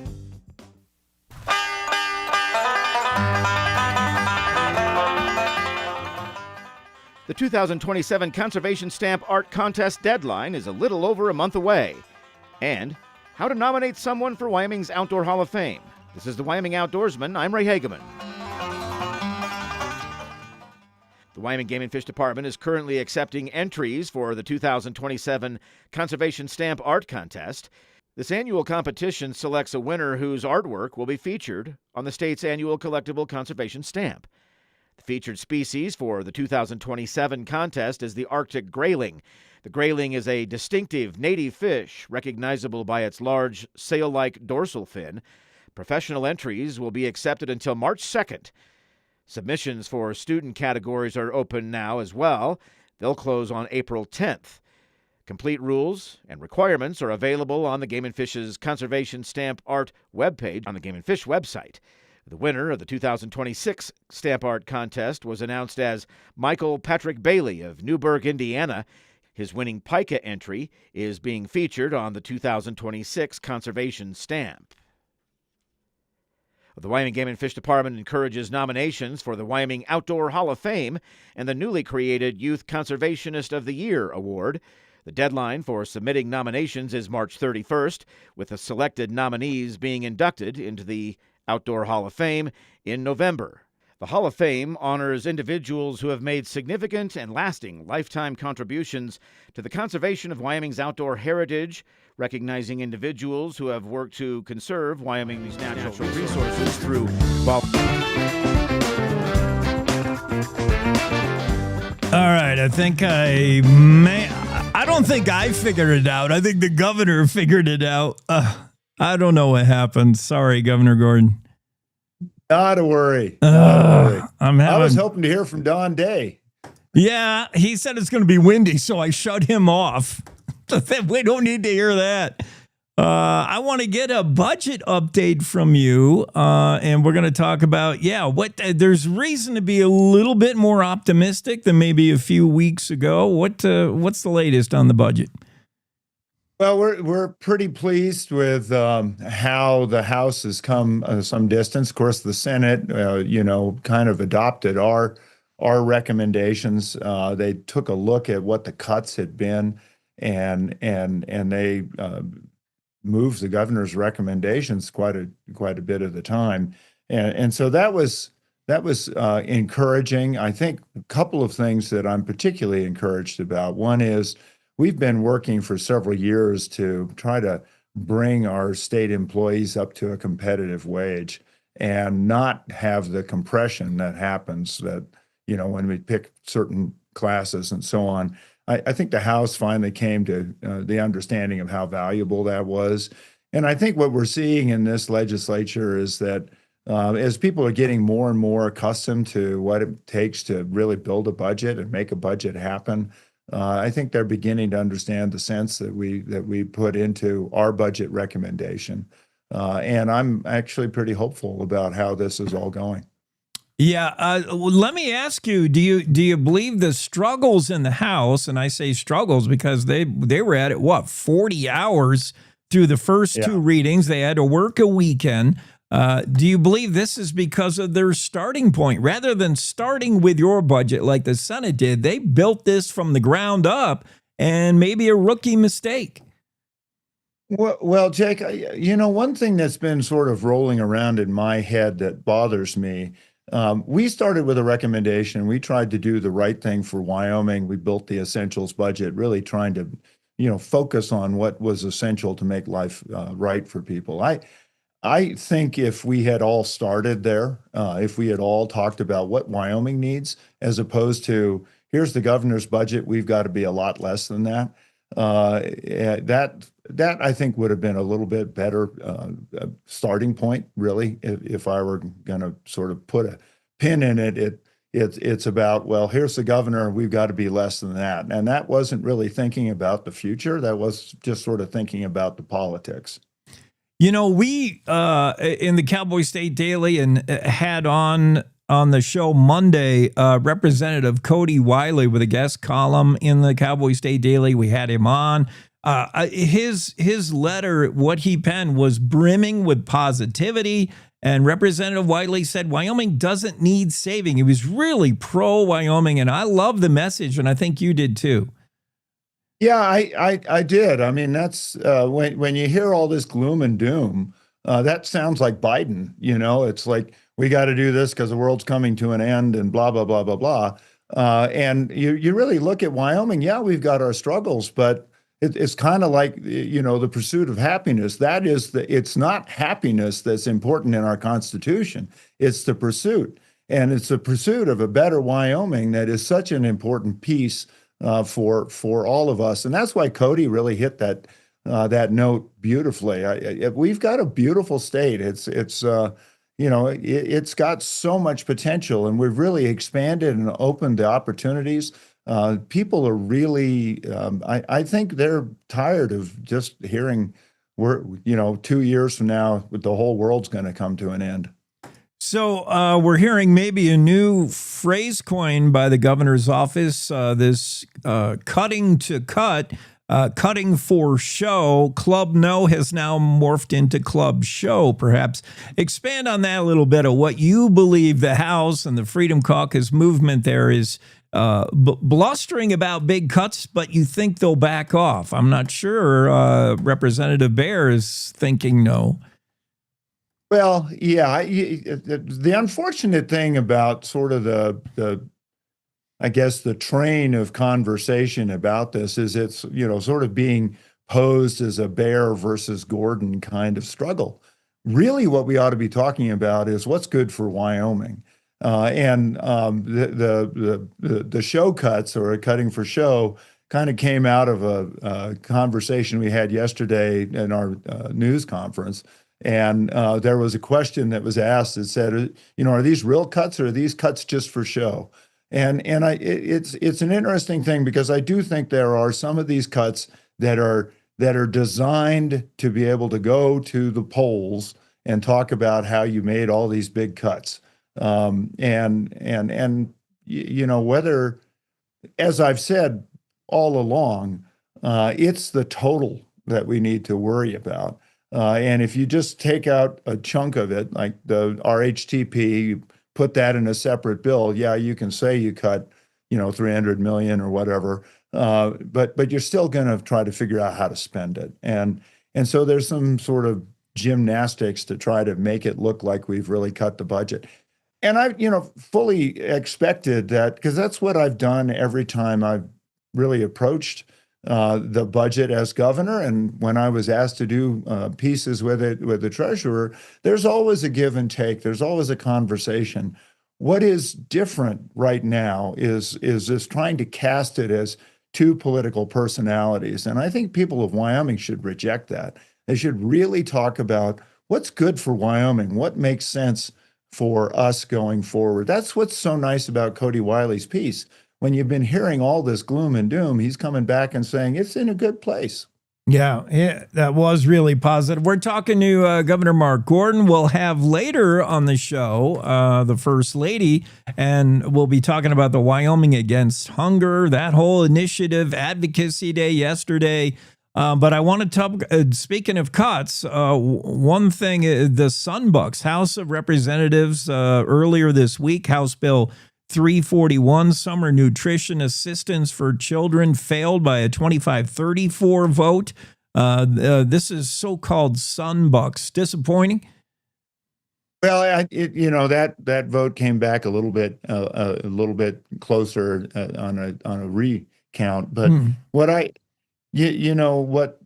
is unfortunate is you've got several members of the House who are saying, what kind of people are we if we're not going to feed our kids? And I know there's a discussion about, should parents be doing more and so on and so forth, but penalizing the kids just doesn't make sense. You should be talking about the parents and what they can do. But there's also this notion that we've got folks that are just lazy and they're not getting stuff done. That's not necessarily the case. We've got people that are working 2 and 3 jobs, and we all know that we need to have more time with parents with kids. That's just a critical piece. And if kids are hungry, they're not learning. They're rambunctious. It's just a hard sort of situation to be in. So I'm really disappointed in that. But I've also got to say there's this sort of, I don't know how to characterize it. It's just not very good thinking that's saying we don't need to upgrade our technology. We've got on the fraud piece of our SNAP benefits, the fraud piece itself is less than 1%. And the total, which is errors or miskeys or whatever, is about 3.15%, something like that. And so our fraud rate is very low. And that's because we're hanging on to the technology we have. If we can upgrade that, we could be that much better. And what is really frustrating about this is that we do this with 2 people.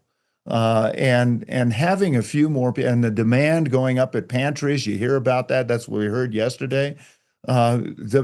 The ability to be able to run this program effectively is something that we should be doing, and we're just not getting there. You listeners in Torrington, Rock Springs, the governor's headed your way. The Essentials Budget Community Forums continue with Governor Gordon. He'll be in Torrington today. I'll be in Torrington this evening. Wow, yeah, it's going to be windy. Yeah. Get ready, real windy, but warm. No, I know that, and that warm piece is really one of the big concerns. One of the other areas that we've talked about that I think we need to have a little bit more movement in this budget is to be able to make sure that we have adequate representation in our Attorney General's office for water issues. We've talked about the Colorado, that North Platte, and there are irrigators both in Saratoga and down in Goshen, and it's already in regulation. And so we're going to be fighting with, the water users to make sure that our water is protected.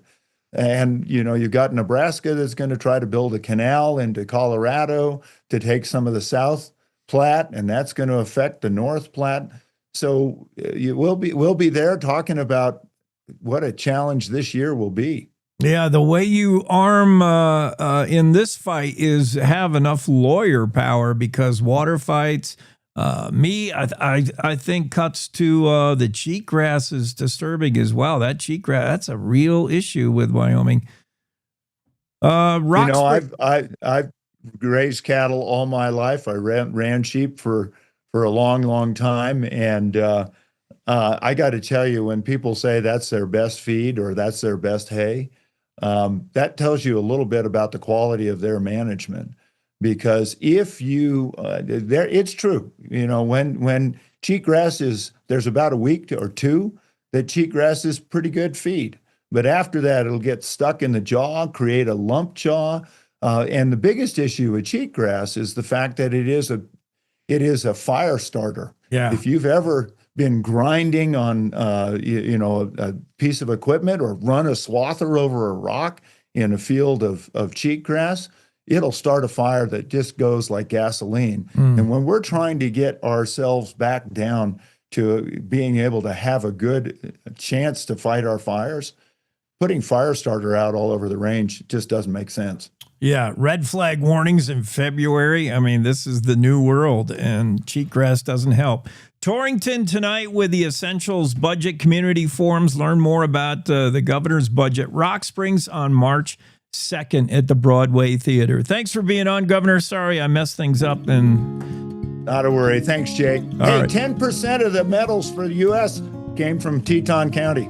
We just welcomed home Anna Gibson. Now, Anna didn't medal, but she just took up ski mountaineering, whatever that is, like number 4. Yeah. That's not a slacker. She's amazing. She can run. She can ski. If it's endurance, she can do it. Yeah, and Breezy and Jalen and, the whole crew. Fantastic. Yep. Thanks, Governor. Cowboy State Daily Show continues. Let's get Andrew Rossi in here right after this quick break. News happens at any time, any place. That's why at Cowboy State Daily, we're dedicated to the stories that matter, with reporters stretching from your hometown across Wyoming and beyond. It doesn't matter if it's happening in Yellowstone, the capital in Cheyenne, or the most remote slice of Wyoming. With over 150 years of combined journalism excellence, if it affects Wyoming, it affects you, and we've got it covered. Upstream from the herd, we're Cowboy State Daily. You're listening to the Cowboy State Daily Radio Network. You know you don't have to wear your PT gear anymore, right? It's comfortable. So how's civilian life treating you? It's fine. When I got out, I didn't want to admit that there was anything wrong because it felt like a failure. And then I realized, there's nothing to be ashamed of. So I started talking to someone. Maybe you are fine, but if you're not, it's okay. Thank you. If you or a veteran you know needs support, don't wait. Reach out.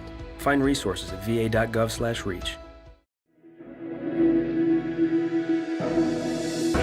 Logan Wilson here at the M Building in Casper, Wyoming. They do more than just support businesses and private events. They support nonprofits by offering reduced rates to help the community thrive. The staff here at the M Building have been incredible in helping me organize a fantastic event. They are great partners for those who want to make a positive impact on the community.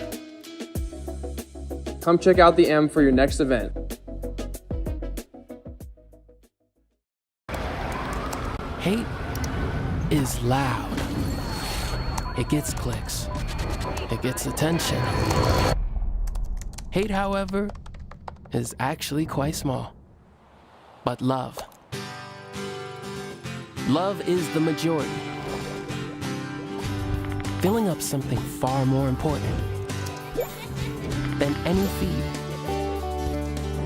Love fills our hearts, our lives, our every day with understanding, empathy, and compassion, leaving hate to become what it truly is, a whisper.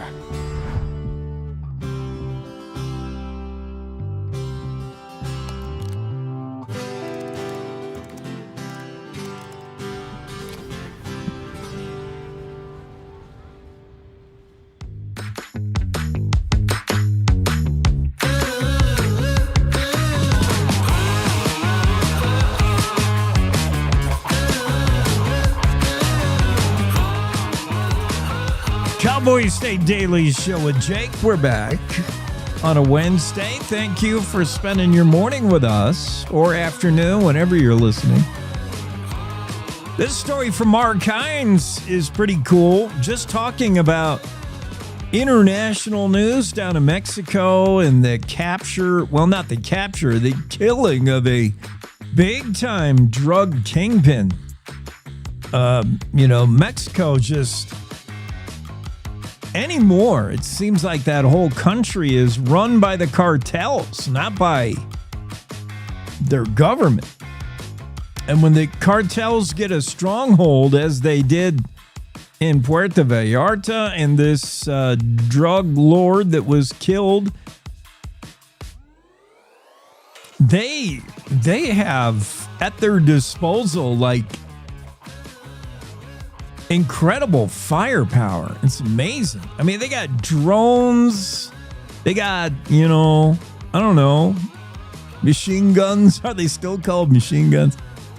They're like militias, the cartel. And so the other day, over the weekend, I guess from what I understand, this drug guy was caught.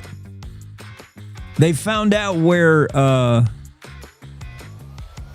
Nemesio El Mencho Oseguera Cervantes. The U.S. has been after this guy. Mexico has been after this guy for a long time. They just couldn't find him. And he was finally pinpointed thanks to U.S. intelligence, which used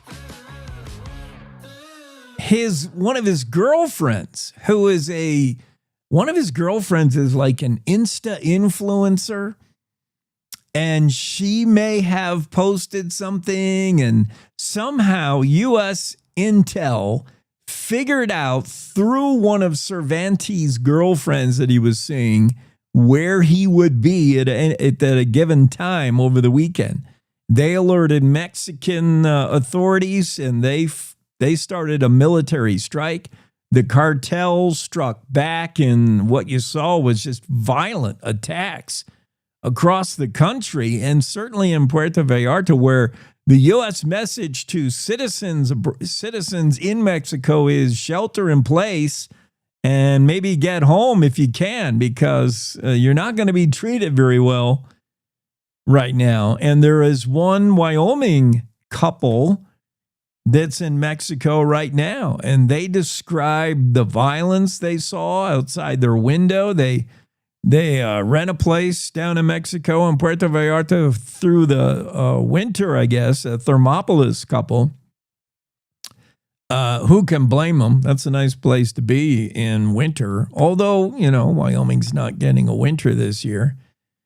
And in the story from Mark Hines, he caught up with this couple, Lindy B. Hughes, and Matthew, Thermopolis residents. They rent a vacation home down there. Not only did they ignore the shelter in place, they went outside for a good reason. They told Mark Hines, they said, Sunday was a day from hell. We didn't know what was going on. There were explosions, smoke, gunfire.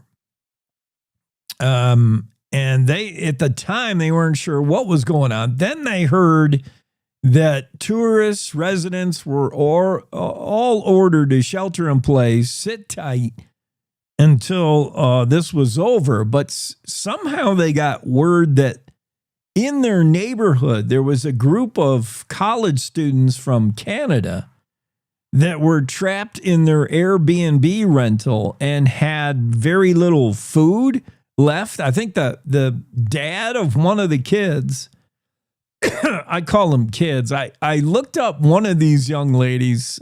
She goes to University British Columbia, I think.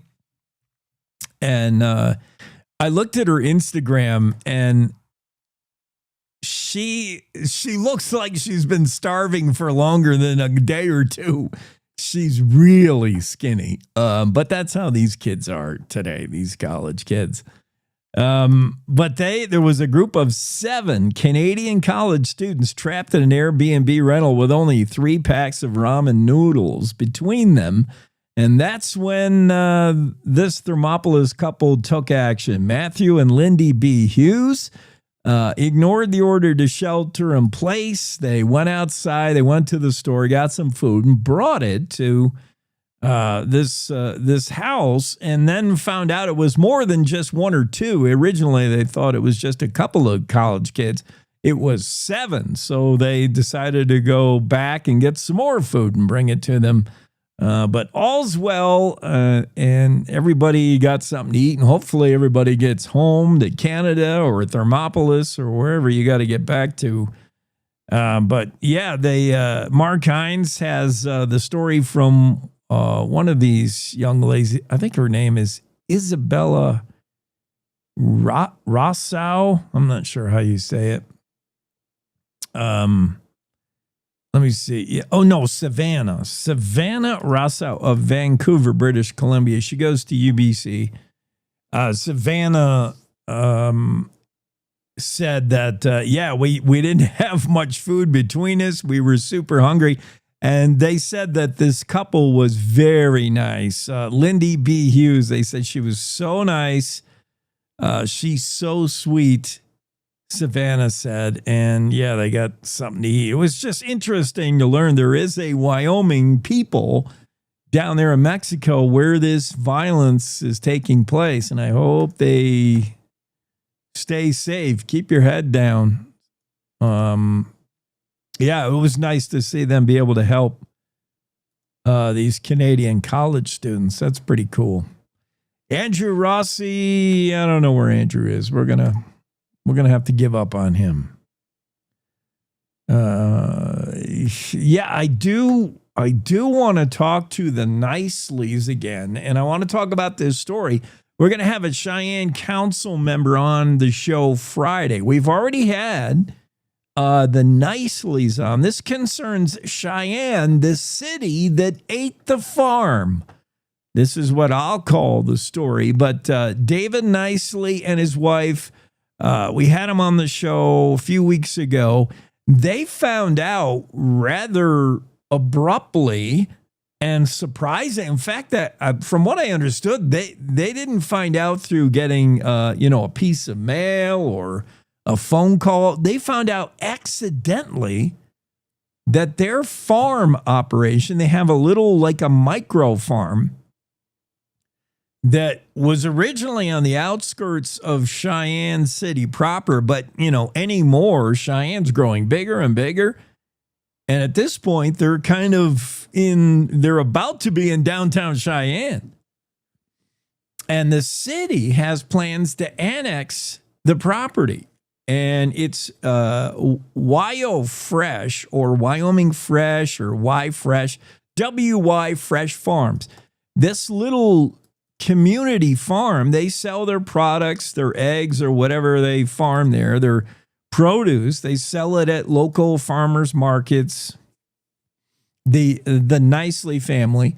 And they found out, I think by accident, they were at town hall for some kind of business, and they saw a map on the wall, and the map showed that their property being annexed, it showed a road going right through their property. And they're like, that's weird. What's that about?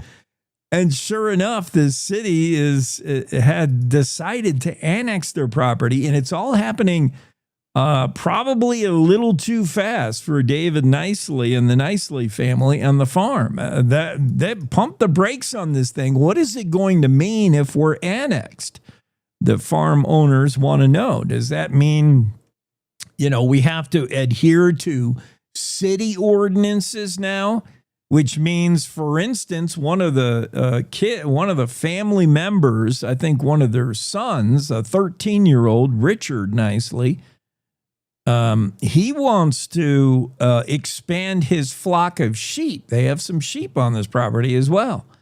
And from what he understands, he wouldn't be able to add more sheep to the flock unless he built them a larger barn. And a larger barn would require a building permit. And now we get into all the red tape and ordinances that come with being in a city. So when you're annexed by the city of Cheyenne, you can now probably not do the same things you used to do when you were a farm in rural Wyoming. And the day is coming. We got a second reading that passed the other night by a vote of 7-2.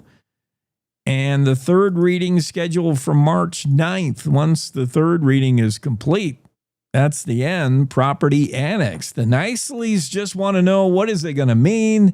They want things slowed down. They asked for it to press pause, and the city council went ahead with a vote anyway. We'll have one of the city council members on the show Friday to talk about what they're thinking, and maybe we'll ask what they understand it's going to mean for the farm, because I think it's still a little unclear. There's a lot of rumors, but we'll have council member Pete Laybourne on Friday, and maybe he can better explain what these property owners how their life would change if they're annexed by the city. We've been on this story since the beginning. Renee James started the thread, and Kate Meadows has the latest in the saga of the farm, the city that ate the farm,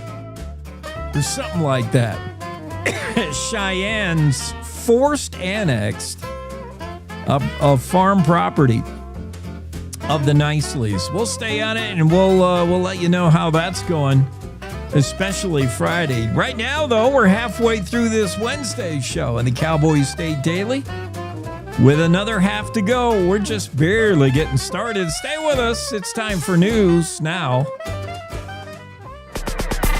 It's time to take a look at what's happening around Wyoming. From the Cowboy State Daily News Center, I'm Mac Watson. A Thermopolis couple who rent a vacation home in Puerto Vallarta is doing fine after violence rocked the city after the killing of a cartel leader. Cowboy State Daily's Mark Hines reports that Matthew and Lindy B. Hughes even helped college kids who were stranded. They found out that somebody, a Canadian citizen, had what she initially thought were two teenage daughters stuck in an Airbnb there that was nearby. So they risked it. They went ahead and kind of drove to that location with some food. And they got there, and there were two college kids. They were 7, all holed up in this Airbnb with like almost no food.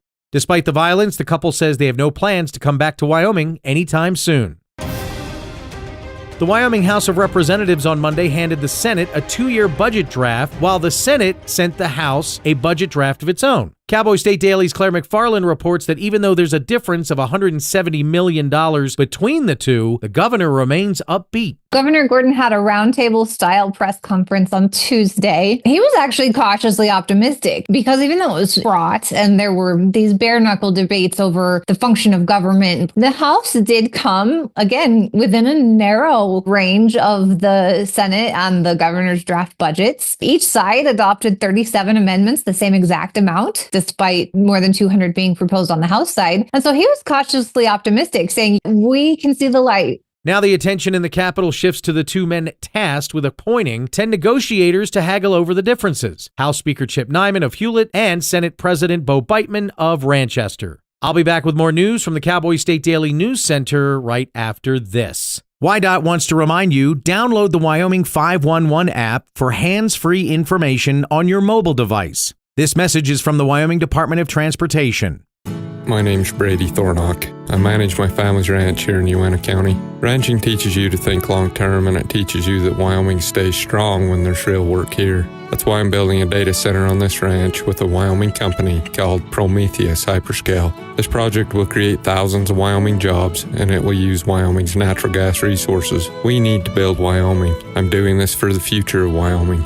Build Wyoming with Prometheus Hyperscale. Go to buildwyoming.com. What if healthcare worked the way it should? Hoskinson Premier Care. Comprehensive quality care with one predictable fee. Unlimited office visits, annual wellness exams, preventative screenings, and advanced imaging. Primary and specialty care, in-house labs, mental health and wellness support, including physical therapy and nutrition. Just for $250 a month. No copays, no deductibles. World-class care right here in Gillette. We are the future of healthcare now, and your doctor works here. Visit HoskinsonHealth.com. Cowboy State Daily News continues now. After a Senate bill to reform the Wyoming Business Council stalled on Tuesday, the agency continues to remain alive in both chambers. Cowboy State Daily's David Madison reports, despite the bill's struggle, the Business Council itself remains alive. There's concern among some lawmakers that this is a venture capital firm that the state funds and then picks winners and losers out there in the Wyoming economy. And there was more debate on that today about the constitutionality of the Business Council On February 9th, only 10 senators voted to dismantle the Business Council outright. 2 weeks later, on Tuesday morning, 15 senators voted for the amendment to Senate File 125, falling just one vote short of passing.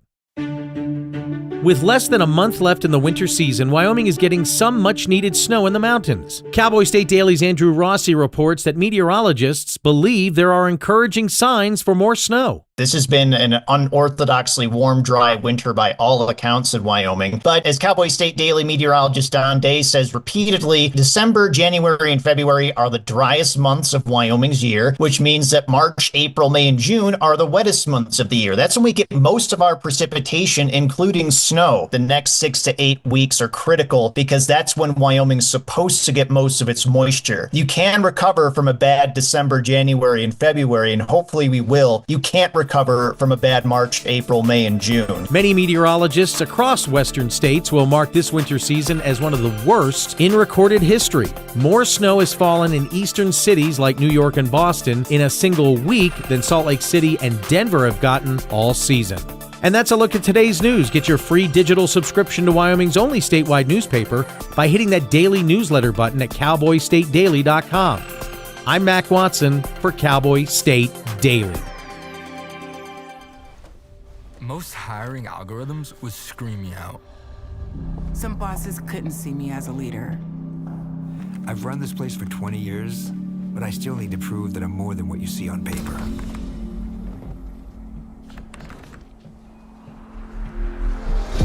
I've been running code as long as I've been able to reach a keyboard. This is what I do. It's second nature for me, coordinating 100 details at once. It's the way my mind works. I have a very mechanical brain. I sold them on my skills. You gotta be so good they can't ignore you. My magic is analytics and empathy. That's how I'm getting clients. You have to have the confidence in yourself to show up and defy the odds. I am more than who I am on paper. I never got a college degree. And today, I'm the CEO of my own company. People want to tell me I'm one in a million, when actually I'm one of millions. Stars are all around us. It's time for them to shine.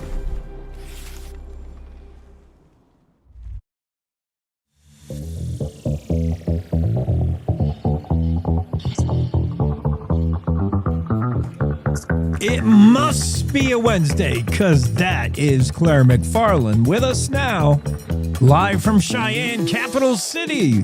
You having fun yet? I'm doing my duty. It's a lot, isn't it? Oh, man. Yeah. No, it's a lot. People keep saying, like, oh, do you like politics now? No, but I love Wyoming. So here we are. Yeah. How are you? I'm good. I'm not up to my ears in politics, though, in lawmaking, but yeah, better you than me. You can make sense of it. Let's start with the governor. We just had the governor on, and he had a press conference the other day. I imagine you were there.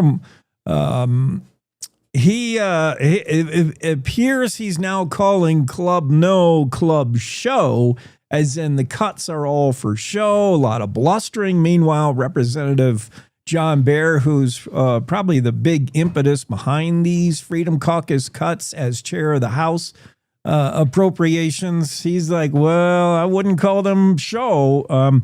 And a lot of where we are with many hours, including a weekend session for the House trying to rebuild the budget, was because they did not start with the governor's budget as the Senate did and then tweak. They built this thing from scratch, and there's been amendment after amendment. What do you think of the governor's press conference and some positivity there? Right. He was optimistic. He was like, yeah, this looks okay. Senate adopted his recommendation. House wasn't that far off. So even though he didn't think highly of everything the House produced, he was okay.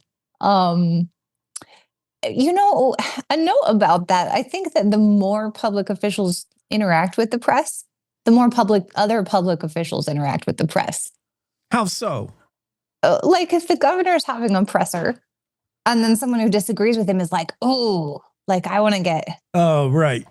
Right. Right. I think it drives the boats up. Right. like if you want to have a halftime Super Bowl show, so does those guys. And oh, is that what it is? if you want to have a State of the Union address, so do the Democrats outside in the rain, apparently. But yeah. Oh, did they? Yes, they had their own State of the Union outside. And it was raining. I watched raining. the president's State of the Union last night because Troy Lake was there. Yeah.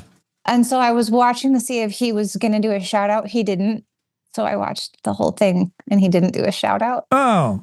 But that's okay. There's a story, I think, this morning on Troy Lake going. Yeah. I mean, Senator Barrasso, who was on the earlier this morning, said, what a difference a year makes. What a difference a year makes for Troy Lake. The diesel mechanic was in prison a year ago, and now he was at the Capitol, at the White House, enjoying the State of the Union.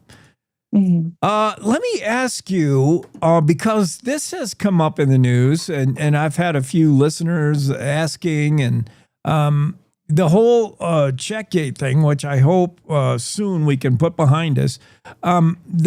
Because you're right there on site, and your unique experience background with courts and crime and all the cop shops around the state. Sheriff Kozak getting involved in the Checkgate thing, I believe unasked, just offering that he would find out what was at the bottom of these checks. And I don't know that anybody thought the checks were bribery or quid pro quo or anything illegal. It just, it was the bad optics. But was that unusual for Sheriff Kozak to just volunteer he was going to look into it? Because it apparently stalled the whole House investigation. So yeah, it did stall it, even though it's set to kick off Thursday. Okay, a few interacting pieces here. First, Mike Yin warned of bad optics. Don't vote for this bill. It looks icky. Representative Rachel Rodriguez-Williams, who's not listed as a recipient of the checks, so may not have known about them, but is ideologically allied with the people who are listed as recipients, was like, whoa, you're accusing people of bribery. That would be bribery and unethical. So she was, ironically, the first person to use that word in the public discourse, right? And then the House is like, we're going to do an investigation because even people in the check recipients camp are raising bribery concerns. Yeah. And then, so according to Sheriff Kozak, whom I interviewed on Valentine's Day, he did receive citizen complaints. Oh. So not altogether unasked, but as a reporter, this is selfish. My first thought was, that's going to seal everything up because law enforcement investigations are done out of the view of the public, whereas legislative probes are done in full view of the public, right? And so I was like, so you knew, like, Art Washit, this is going to just close me out and shut down the whole 7-person investigative. Art Washit, who had the background in law enforcement, was like, we're going to accidentally trample people's rights if we drag them in front of a public tribunal while a private investigation, not private, but unseen investigation is brewing. Yeah. Right. And then Carly Provenza points out, actually, in the Wyoming Constitution, there's a clause saying if you're compelled to testify as a witness in a bribery case, you can't then be prosecuted for bribery. You can for perjury if you lie, but that actually immunizes you.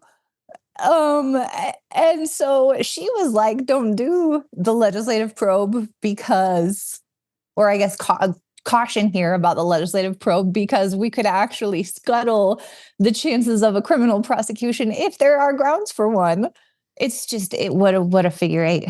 It's a crazy eight demolition derby out here. It's a crazy budget session between Checkgate and the, almost 40 hours of deliberating over the House portion of the budget that had representatives fainting dead away. It's all because Cowboy State Daily sent Claire, probably. All this, what would have happened if Claire McFarland was not on the beat? I don't know. Oh, I doubt that.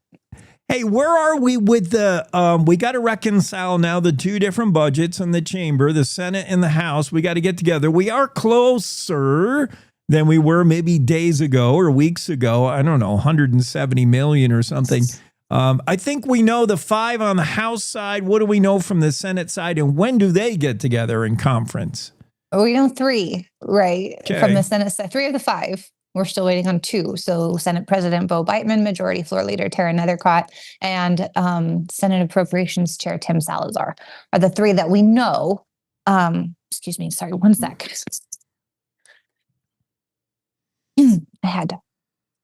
I had a strand of hair in my eyeball. Oh, good job.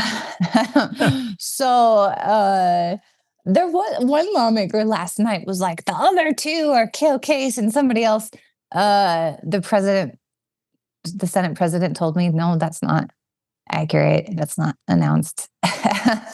So people are gossiping. And that's one thing in this Capitol. If you tell one person something, you've told everybody something. Yeah. Like everyone knows what kind of coffee everyone else had. Interesting. Today. Yeah. I don't know. Yeah, it's really...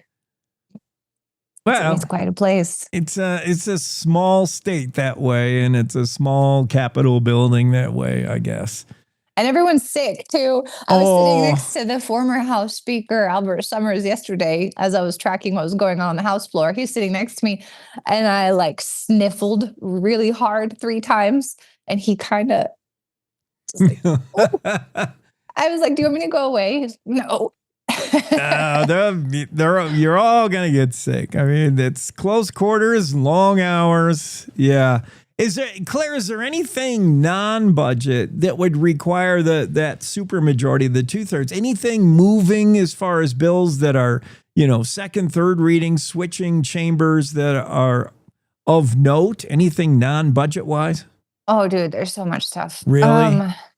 Okay, so this is kind of budget-y, but the recalibration, so how we fund education, what like 3.6 billion over 2 years, we're wanting to add 300 million to 290 million, and it's getting ready to kick over to the House side. And so it was actually Salazar that warned 2 days ago, Monday, on the Senate floor, like, guys, if we don't trim this, it might not pass.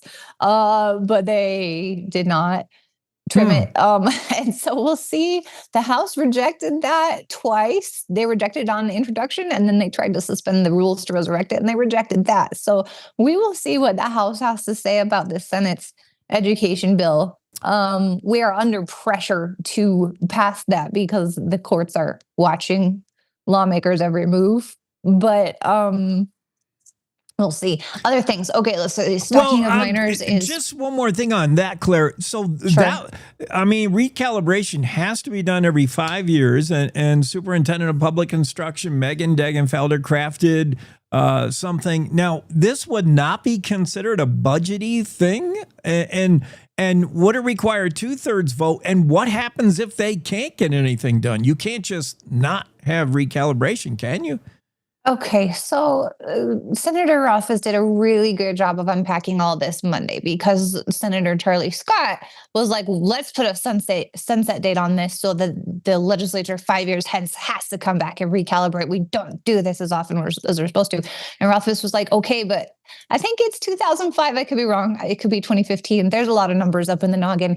But he was like, we just sat down to do it 1 year, and the schools were getting paid so well that they didn't want us to do it. Right. There was slush out there. And then another year he was like, we didn't do it because of this. And so it's not just been like digging in their heels. There have been reasons they didn't do it, but I don't know. So yeah, now there's a court case where the court is like, you need to get this done. The Wyoming Supreme Court said, I'm going to pause this requirement while I look at that. And I don't know. So let's talk about things that are actually interesting to readers. Yeah. Stalking of minors. So would become a felony for an adult to stalk a minor. That's due to a Glen Rock case that I covered. That's sailing along smoothly. Very smoothly. Corner crossing. I haven't looked at the amendment yet, but it got an amendment that the public lands advocates are complaining about on social media. Let's see what else. Property taxes. A lot of those bills died, but I think there's still a controversial Senate file alive that wants to compete with the ballot initiative. So that's been controversial. What else? A lot of like First Amendment causes of action, like if you oppress your students from speaking their viewpoint, you know, there's a state cause of action. If you oppress doctors, there's a state cause. So a lot of like you can sue the government if they stifle you bills. And then Daniel Singh has one like you can sue foreign governments if they stifle you on social media. That one's a little bit complicated. Interesting. What happens? So property tax, if nothing else happens with the property tax and that 2-year 25% relief sunsets and goes away, all we have is this ballot initiative where voters are going to be asked what they think about property tax. So the way I understand it is we've got the 25% and then the initiative would be another 50.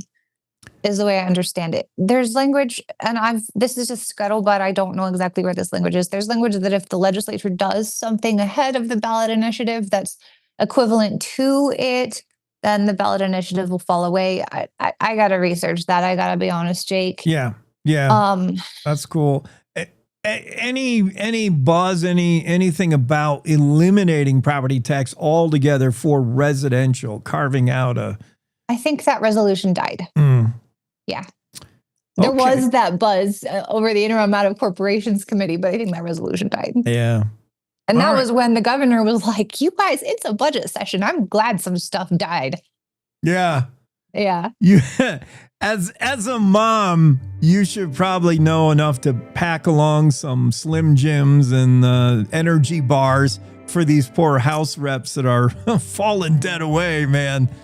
Should I hand them out on the floor? Yes, I think you should. You know, if you notice anybody getting weak in the knees, just say, hey, you need to hydrate, and here's a energy bar. Thank you, Jake. Thank you, Claire. Bye. Cowboy State Daily's Claire McFarland. She's on the scene in the Capitol, Cheyenne, covering the budget session, which getting closer to the end than the beginning. And how do they reconcile the budget, the Senate version and the House? Conference time, that's coming up. Let's take a break here, and we'll be back with more on the Cowboy State Daily Show with Jake. Let's face it, mornings are tough. Gotta get up, gotta get the kids ready, feed the dog, the cat, every other living thing in your house. Oh, get caffeinated. It's a lot of work. It's a lot of work. But you also want to be informed, catch up on what's happening in Wyoming and the world as well. Hear from the newsmakers of the day. That's why Cowboy State Daily has The Morning Show with Jake. Jake Nichols talks about the news you care about, not some ponderous, overwrought, inside the Beltway show that's syndicated out of New York or LA. You want the news that's going to affect you and your life. Jake interviews not only the newsmakers, but the deciders, the people who make the decisions for the future of Wyoming. Plus, you'll hear the stories directly from our award-winning reporters from Cowboy State Daily. So make sure you start your day off the Wyoming way with Cowboy State Daily's Morning Show with Jake Nichols. Monday through Friday, 6 a.m. to 10 a.m. Stream it on our homepage. Watch it on YouTube. Cowboy State Daily's Morning Show with Jake. Oh, and don't forget your car keys. This is the Cowboy State Daily Radio Network. I don't think that many kids in my son's school even do it. He makes fun of his friend who vapes. He would never try it. She's into soccer. She's on the honor roll. She's just not the type. No way. No way. No way. No way, my kid would never vape. Get your head out of the cloud. Today, nearly 8,000 kids will start vaping. Maybe even yours. Learn about the dangers at talkaboutvaping.org. Life's daily battles are not meant to be fought alone. We're not powerless, so long as we don't lose sight of what's important. Don't be afraid to seize that moment to talk to your friends. Cloud, you okay? Because checking in on a friend can create a safe space. The first step on our new journey. You coming? Reach out to a friend about their mental health. Seize the awkward. It's totally worth it.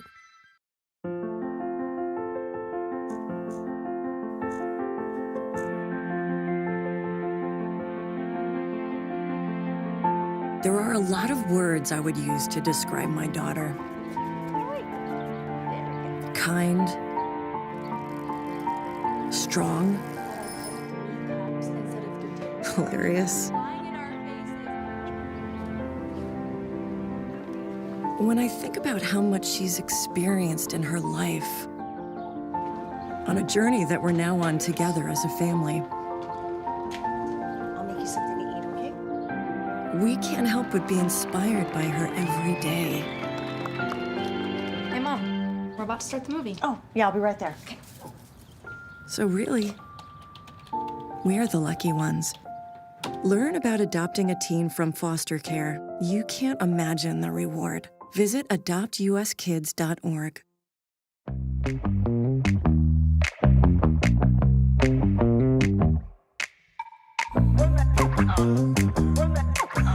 Cowboy State Daily Show rolling along on a Wednesday, and we're joined by the First Lady, Jennie Gordon. We're going to talk about Wyoming Against Hunger, the whole initiative, and in fact, the Advocacy Day yesterday. How did that go, Jennie? Well, good morning, Jake. Thanks for having me on. We had a great day at the state capitol. Lots of folks from around the state and really great conversation and a great time. Build us the background again to remind some listeners that may not know. I mean, before the First Lady Gordon started this Wyoming Against Hunger, we had efforts to make sure that we address food insecurity, which is real, 15.5% and rising. Some 83,000 folks go with food insecurity in the state. It's too many. There have been efforts, but we never combined them and tugged on the rope in the same direction the way that Wyoming Against Hunger has been able to do. You created the nonprofit. Sure. So yes, everyone's been working so hard in their own communities, and it's really difficult when you're a volunteer and you've got a day job. But really, we decided if we could come together for just one day to be at the Capitol and to put our efforts together. And it was a beautiful day with many great people. The Wyoming Against Hunger organizes the efforts of statewide hunger relief organizations. They coordinate numerous local community initiatives, so many partners. Give some of them a shout out. Food banks, all the people you work with. You can't do it alone. Exactly. So our main partners for this event was the Food Bank of Wyoming, which was a huge partner, bringing along some really great, folks with great skill set. We also paired up with No Kid Hungry, which is a national organization. And so together with all of the food pantries in every community, Boys and Girls Clubs, senior centers, and that sort of entity just really came together in a really amazing way. Hey, talk a little about the importance of SNAP, that program, Supplemental Nutritional Assistance Program. We heard about it in the news because it was not funded for a while, and we got that fixed. But who does it help? It's families, it's kids, and seniors. It's a wide range of people that benefit from SNAP. Absolutely. There's about 28,000 recipients in our state, which is a pretty low number because only about 30% of the folks who can qualify actually sign up for it. But of those, 45% are children, 13% are our senior citizens. And those are people who are just not able to get out and work. So when those benefits shut down, folks didn't know where to go, what to do. And so those pantries around our state stepped up, as did our state, to really help out folks and help those pantries. And we hope that will open the eyes of people who have power to make the difference. We're talking to First Lady Jennie Gordon, and I want to talk about SNAP-Ed because I don't know what it is, but from what I read and understand, it's sort of like trying to reteach what your grandmother knew, your grandparents, like they knew how to make a nutritious meal. We live in an age of cellophane food, and we get it from C-stores grab it on the go. What is SNAP-Ed? Sure. Well, here in Wyoming, it's the Sensible Nutrition Program, which is an amazing program. There were originally about an educator in every county, so about 24 educators. Because of the federal government cutting that program completely, there's now about 6 educators. They've shut them down to regions. And these educators teach people who are living on a fixed, low income, how to cook with real food. I mean, they can go to the grocery store and get items that are cheaper because they're real food, and then prepare a meal that's healthy and nutritious. And so they also go into schools. I mean, there is no end to what those educators do. And we work with them on a Grow a Little Extra, which is getting fresh fruits and vegetables into the food bank system. So their efforts are just amazing and are really important to the program. Had your lesser half on earlier this morning. The governor was on, and we talked about mostly positive stuff coming out of the budget session, but one little bit of a negative. The House of Representatives stalled out on House Bill 341, Summer Nutrition Assistance for Children. It's known as Sunbucks. It's getting food to kids over the summer. This is disappointing. I don't know if it's a done deal, but how important is Sunbucks program? Well, there's only 12 states left that haven't adopted that program, which tells you how important it is. Here in Wyoming, there are not enough feeding sites in every community, and oftentimes parents can't get away to take their children to those meal sites. So this is an effort to give kids who've qualified already, who are on free and reduced lunch, a meal card that will get them, it's $120 for the whole summer. It's not a huge amount, but it's enough to help defray those costs. And that way it's used in local grocery stores and, stores around the state. So folks can buy healthy food for their kids, and they don't have to try to drive them to a center or a school miles away. Fighting hunger and the initiative, if you want to get involved, everybody can play a role. Volunteering, donating, advocating for nutrition, food access programs. What can we do? What can I do?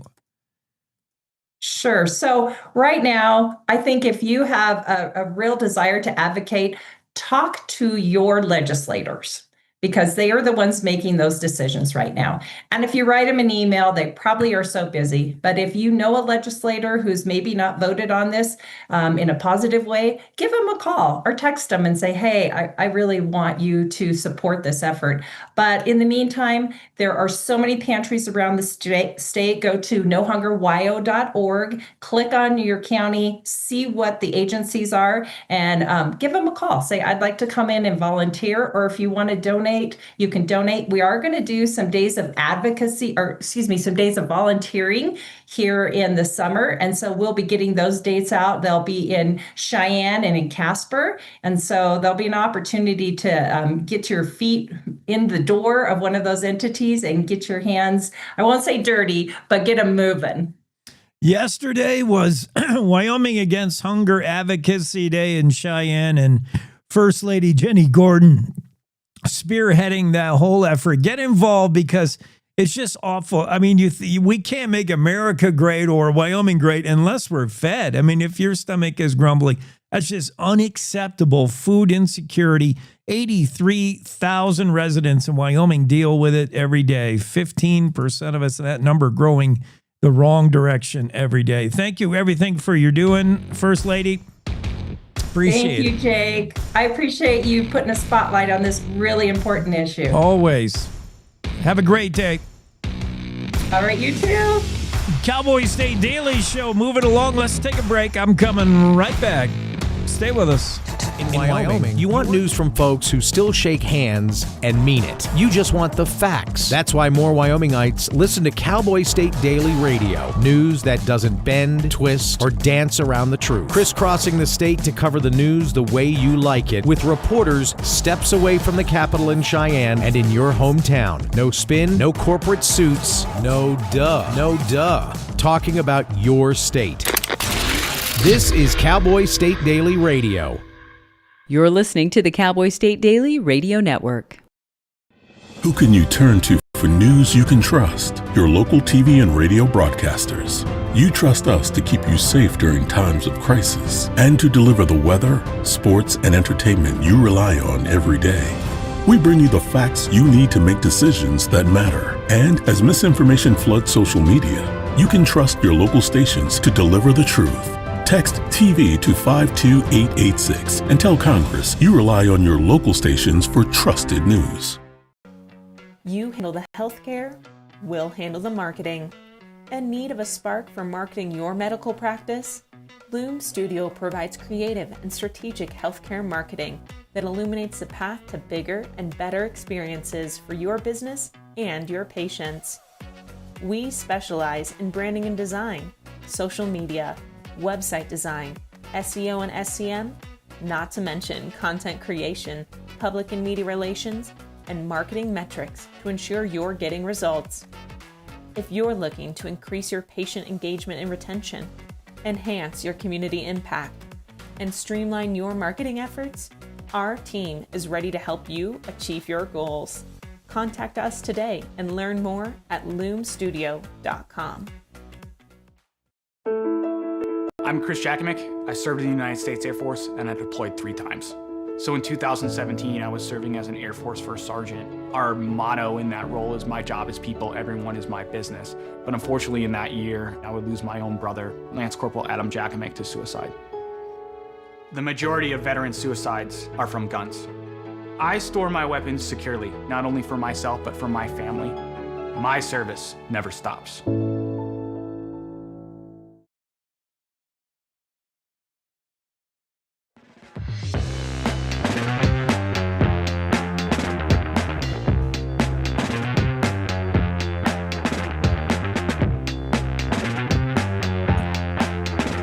Thanks for coming along with us on the Cowboy State Daily Show. I am endlessly fascinated with anything to do with AI, artificial intelligence. So this story caught my eye.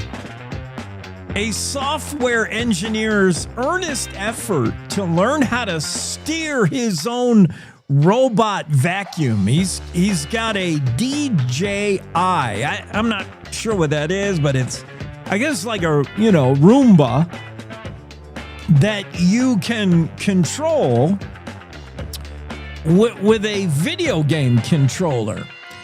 And he was trying to, this software engineer was trying to trick it out a little bit and make it even more powerful using his own remote control app. Sammy Oudsafal reportedly was tinkering with some AI code, trying to reverse engineer how the robot communicated with DJI's remote cloud servers. So in order to talk to his new robot vacuum, he had to learn how the robot vacuum talked to the cloud. And when he did that, he discovered that the same credentials that allowed him to see and control his own device also provided access to live camera feeds, microphones, audio, maps, and status data from nearly 7,000 other vacuums across 24 countries. He effectively exposed a security bug accidentally. Can you imagine this software engineer trying to trick out his robot vacuum so he could talk to it with his remote control, and accidentally discovered he could access your robot vacuum in your house in Pakistan, in France, in California. And he could see these robots have cameras in them. He could see what the vacuum saw. He could, I guess, theoretically speak to your robot. He could hear what your robot vacuum was hearing, and he knew where you were. That is freaky. And thankfully, this software engineer chose not to exploit this. I don't know how you might monetize it if I could somehow peer into your living room via your robot vacuum. But if I could, yeah, what would you use it for?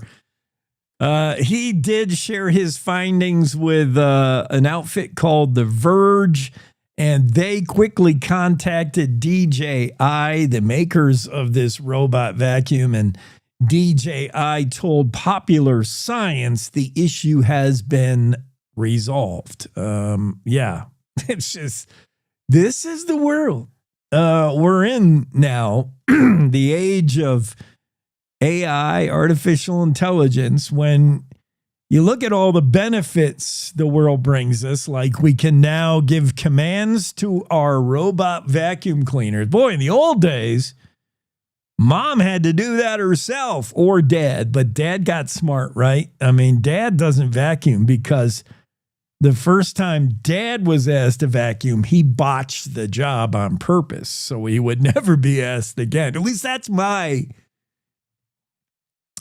go-to. Guys everywhere don't vacuum. And in order to keep that club together, and it is a card-carrying club of I do not vacuum man club, the way we solidify that is whenever we're asked to vacuum or forced to vacuum, we just make a mess of the job. Like, we do it really bad. First off, we claim we don't know where the vacuum is. Vacuum? I didn't even know we had a vacuum. Where is it? And then you just, vacuum up the kids' toys. Oops, vacuum the cat tail. You just mess that job up so bad, you'll never be asked to do it again.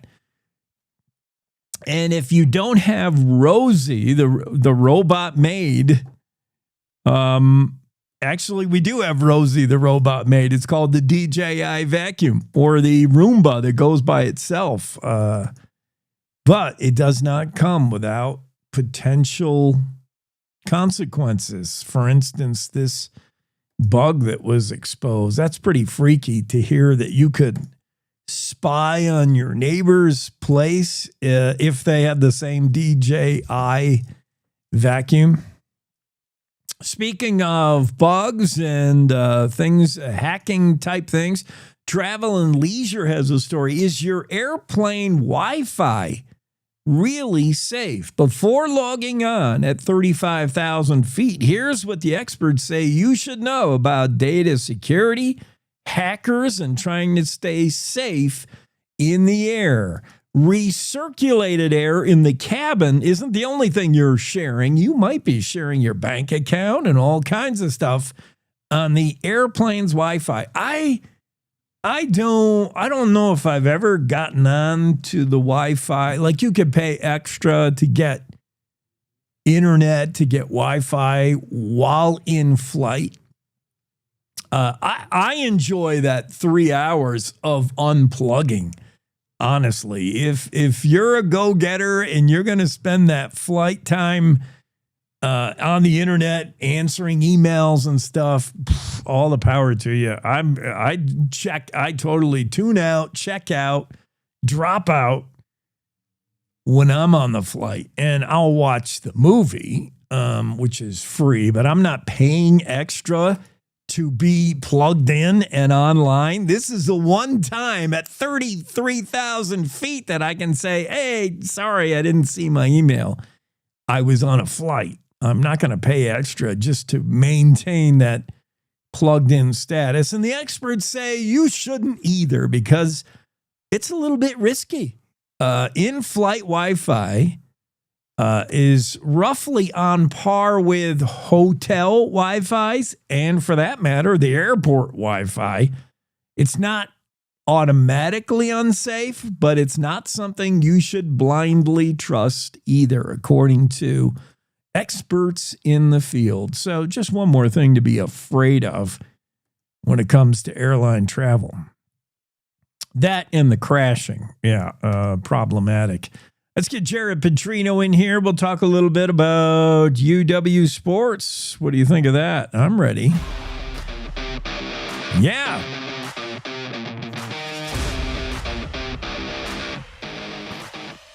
Jared, what we got a women's cowgirl basketball game coming up in like 2 hours. Yeah, it's the elementary school. They do those every once in a while, and they get the elementary schools to come to the games during the day, and so it's a good. A lot of them do it during the preseason, but some more and more teams are doing it during the conference season. So it's so it's a way to get the elementary school students into the pack the stands, and it helps their attendance for some of these places. Okay, I wondered why we get that rare weekday matinee, 11 a.m. start for the Cowgirls as they take on Air Force. Tip-off scheduled for 11 a.m. Wyoming coming off that 62-48 loss Saturday against CSU. Cowgirls, we've had pretty good success historically, though, against Air Force, yeah? Yeah.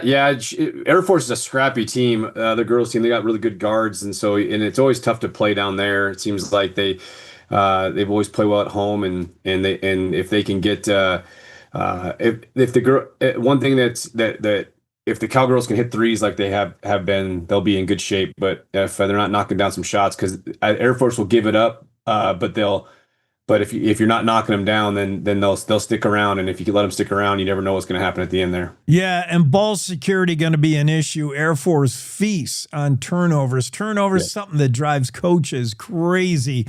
When you have empty trips up the court, it's one thing to miss your shots, and you're going to miss, maybe 2 out of 3 if you're having a bad shooting night. But when you get no shot because you've thrown the ball away or unforced errors and turnovers, that'll kill you. Yeah, absolutely. It's just a killer because it makes you more vulnerable on defense at the same time with also losing a possession on offense. So another thing that drives coaches crazy is getting out rebounded, and that was the case for the boys team, the Cowboys men's team. That and allowing momentum swings, just allowing runs. Basketball's such a momentum game like that, Jared, where suddenly you got a 30-23 lead, you're off to a fast start, you're Wyoming against Boise State, and then it just swings. All of a sudden you can't make a basket, and they're knocking them down, and you're turning it over, and it just feasts on itself. And that's when you need coaches to call timeouts, but you only have a certain amount of them. Basketball is a game of runs, and it got away from the Cowboys the other night. Yeah, you said it best. I mean, there was that little stretch right before halftime. The Cowboys were in really good control. They were keeping a kind of a good buffer, a 3 to 5 point lead the whole time, making shots. And then after that under 4 timeout, everything changed going into halftime there. And you hear coaches always talking about winning the middle 8. Well, we did not definitely win the middle 8 last night. Boise State got some second opportunities and made some shots and hit a buzzer beater right before half. It took the lead going into half, and I think they ended the ended the first half in a 9-0 run, and that was just a huge shot there, because I think it was 30-23 at one point Cowboys, and then halftime was 32-30 Boise State. So all the rebounds we got Saturday night, we were not getting last night, and that was tough. There were times where we definitely made them shoot a tough shot, but then we couldn't get the rebound. And so I know that was probably pretty frustrating for Coach Wicks and everybody else, but just weren't able to close out possessions on the defensive end. Yeah, and rebounding is so crucial. I know basketball, they keep score by how many buckets you make. It's points. But rebounding tells a lot about a team on any given night, a lot about a team's character, discipline, everything, and to get beat offensively. In other words, that team is shooting. You should have better position box out. And to give up offensive rebounds is maddening, because you played defense, you got a missed shot, and you give that team another try and another try. Getting beat on the offensive boards is oof. Yeah, it's like body blows. I mean, it's just like taking body blows, right? You're just, and that's one thing that the Cowboys have done. They're one of the smallest teams in the league, but at the same time, they've led the conference in rebounding. And just last night, the stat sheet didn't show that, and so one of those nights where rebounding was usually one of our big positives, and it was not a positive last night for the Cowboys. Boise State, that game got away from the Cowboys, 72-62, the final. That's 9 straight losses for the Cowboys. in the Extra Mile Arena at Boise State. Hey, you mentioned that middle eight. I've never heard that term before, but that's a suggestion that's similar to hockey. Those late period goals are killers. Early period goals, especially heading into the halftime locker room. If you watch that other team on a run, what does that do to you when you're sitting in the locker room knowing you just allowed a whole bunch of points? How do you erase that, and how do you come back out and start fresh? That's the middle eight you're talking about? Yeah, the middle eight. We talk about it in football, winning the last 4 minutes of the second quarter and the first 4 minutes of the third quarter. And then basketball is the same thing. It's that last media timeout going into half, and then winning that first media timeout and just keeping that momentum going. And how do you shut down those runs is just making shots, and some of those. And we were making some good shots last night. Just in the second half, there was opportunities for us to hit a shot to stop a run and get some momentum on our side.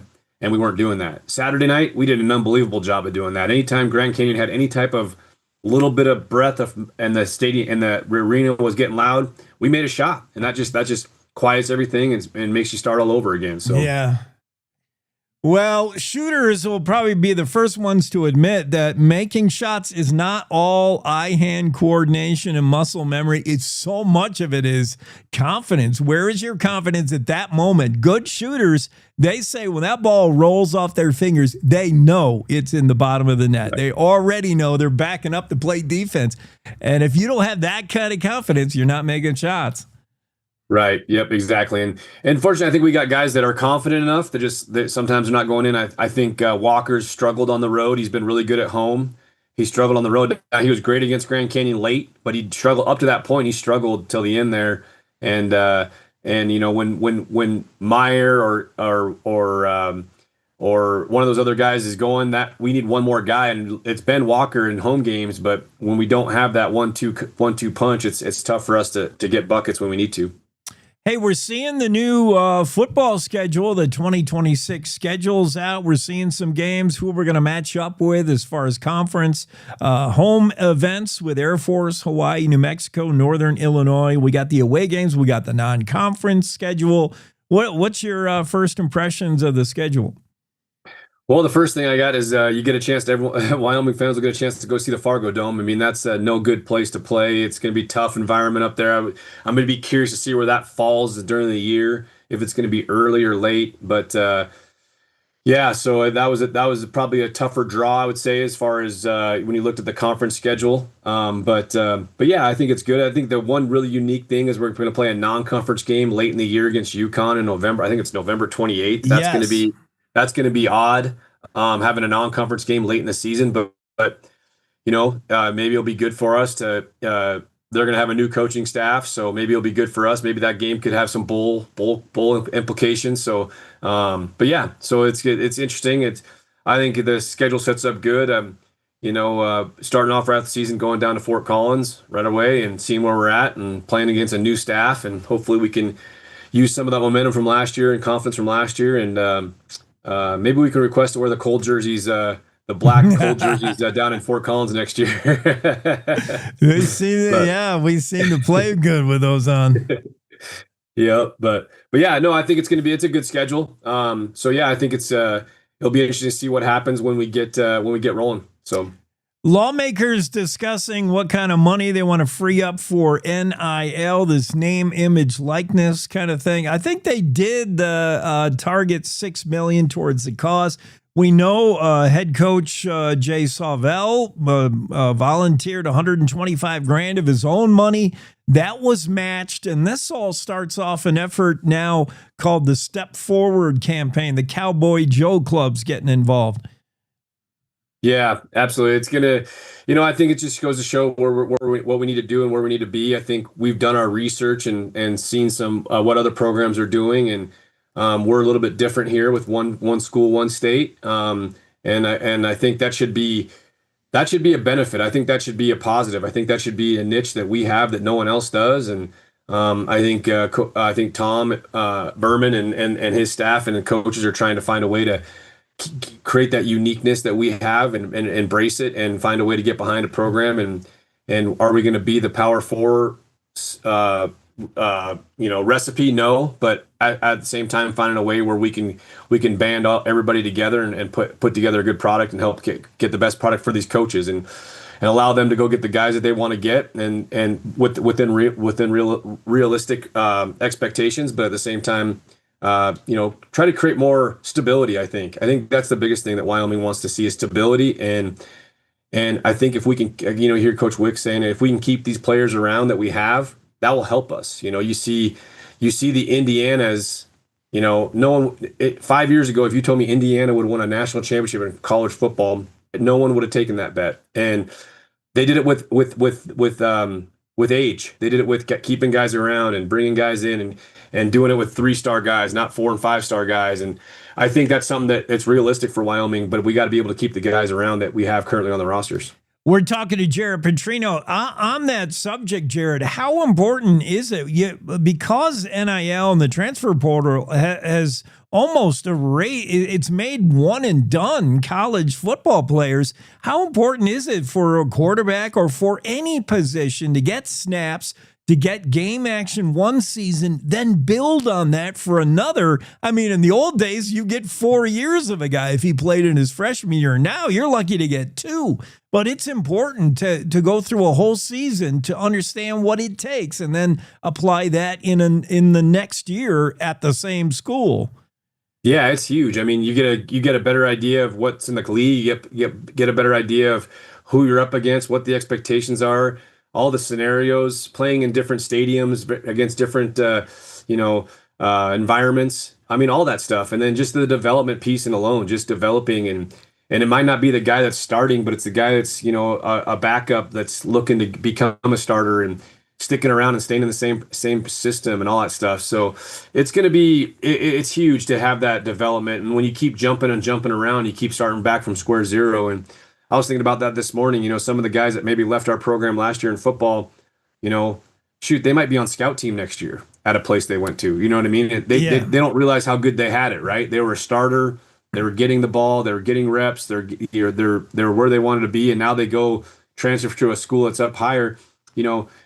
Everyone remembers the Baker Mayfield stories, the walk on to going to Oklahoma and all that stuff, and the good transfer stories. But there's probably 10 times to 20 times to 100 times more stories of the opposite scenario, but no one talks about those, right? And so that's the thing that's important, is just knowing where your feet are and being where you're at and being at a place that wants you, and where you can develop and become not just a better athlete, but a better person in a program that does that for you. That's a good point, Jared. Careful what you wish for when you hit the transfer portal. If you were the number one cover guy in the secondary at University of Wyoming and you want to jump and go somewhere else, you might be the number 2 nickelback, and nobody's going to have game film on you if you have an idea getting paid to play in the next level. That's a really good point. You watch any of the Olympics? I did. It was awesome. It was cool to see. I will be honest with you. I didn't wake up. I thought it was 8 a.m. Mountain Time, not 8 a.m. Eastern Time. Me too. So when I turned it on, it was intermission between the second and third period. So I failed there. Yeah. I got that in my head, but I was able to watch the third period and the overtime, and that was fun to watch. I watched the women win on Friday, and that was cool. I saw both goals live, so it was pretty cool to do that. I'll always remember where I was at during that moment. So, and they weren't like junk goals; they were like highlight reels. Da-da-da. I mean, they were sure. It was so cool. And then the big heroes welcome. I think it was just 2 nights ago at Jackson Hole Airport. Anna Gibson came back. If you don't know Anna Gibson, just runs, man. I think she was born running, born to run, and has never stopped running. She is a professional track and trail runner, and she just took up months ago this whole ski mountain thing, a brand new event at the Winter Olympics. And she didn't medal, but she came pretty close. And this kid, man, I known her growing up. She can run. Yeah, that's awesome. It's cool to see those videos and see these people coming home and to their support systems. And pretty cool. Did Breezy get a pretty good welcome too? Or has she been back yet? Or I haven't seen that one. Jackson Hole Ski and Snowboard Club shared. So did the Jackson Hole Airport share the Anna Gibson one. I don't know if Breezy I don't know if people knew when or where she was coming back. She spends a lot of time over the hill in Idaho and Teton Valley. I don't know, but certainly, I mean, we are proud of Breezy and proud of Jalen Koff skiing the bumps, and we got a lot to root for. It was cool to see Anna, though, come back to the airport. A lot of signs. That's awesome. Yeah, it was neat. That's awesome. Very cool. What else is happening? Not much. We kind of covered it. I think, I know wrestling's getting dialed in for the conference championships, and should be able to make some noise there. So fun to watch. Now wrestling obviously in Wyoming is a big deal. Like we've been really competitive and good at that. Wrestling falls under the whole NIL as well. Football are both gender basketball teams and wrestling. Like what falls under the name, image, likeness? I'm pretty sure that's what they said. It was football, men's and women's basketball, I think volleyball, and wrestling. I think those are the main ones, right? Yeah. All right. Super interesting. Thanks, Jarrett. Have a great Wednesday. Hey, you too. Thank you. Cowboy State Daily Show with Jared Petrino. Every Wednesday this time, we talk UW sports. Men's and women's basketball teams coming off losses. Women played today, and I think we got a win lined up. They tap at 11 local time. Rare weekday matinee game as the Cowgirls face off with Air Force. Take care of the ball. Air Force loves stealing it, man. They got sticky hands at Air Force. That'll be a fun game. And the Cowboys basketball team, they got to turn things around. They need a W like never before. We got one more hour left in the show, and we'll do it right after news. It's the Cowboy State Daily Radio Network. It's time to take a look at what's happening around Wyoming. From the Cowboy State Daily News Center, I'm Mac Watson. A Fremont County man accused of helping ambush a man on the Wind River Reservation has been charged with first-degree murder. Cowboy State Daily's Greg Johnson reports that according to affidavits, DNA evidence puts Jose A. Gonzalez in the victim's truck. They found his DNA on the steering wheel of the guy's truck. He even told agents that he was riding in the truck with the guy. And then also there are allegations that the victim was robbed. They found his pants with the pockets outturned, and this guy's DNA was also found on the pants. That's some concrete evidence putting him in the guy's truck. Whether he actually killed him or not, that's the $64,000 question. Now, if convicted of first-degree murder, Gonzalez faces life in prison.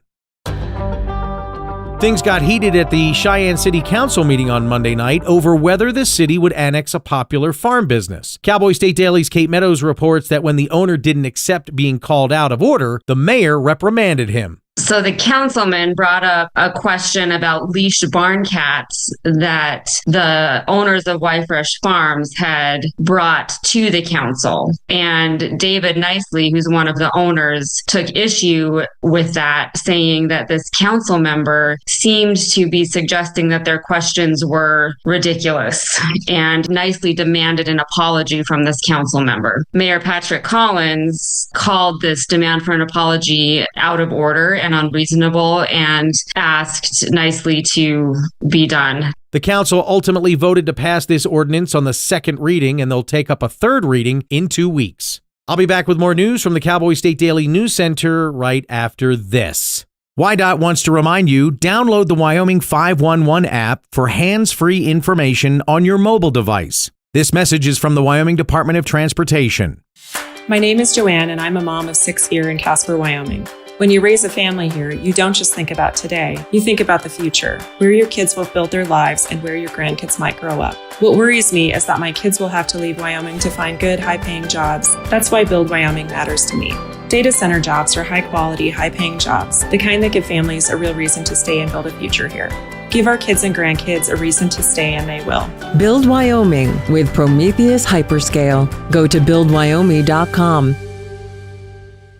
At Hoskinson Health Advanced Imaging, an imaging experience that's accurate and above all, human. Built around the most advanced diagnostic technology in Wyoming, we deliver fast, clear, and reliable answers. No physician referral is required for an appointment. Most insurance is accepted. Competitive cash pricing and personalized insurance assistance. Hoskinson Health Advanced Imaging. We are the future of healthcare now, and your doctor works here. Visit hoskinsonhealth.com. Cowboy State Daily News continues now.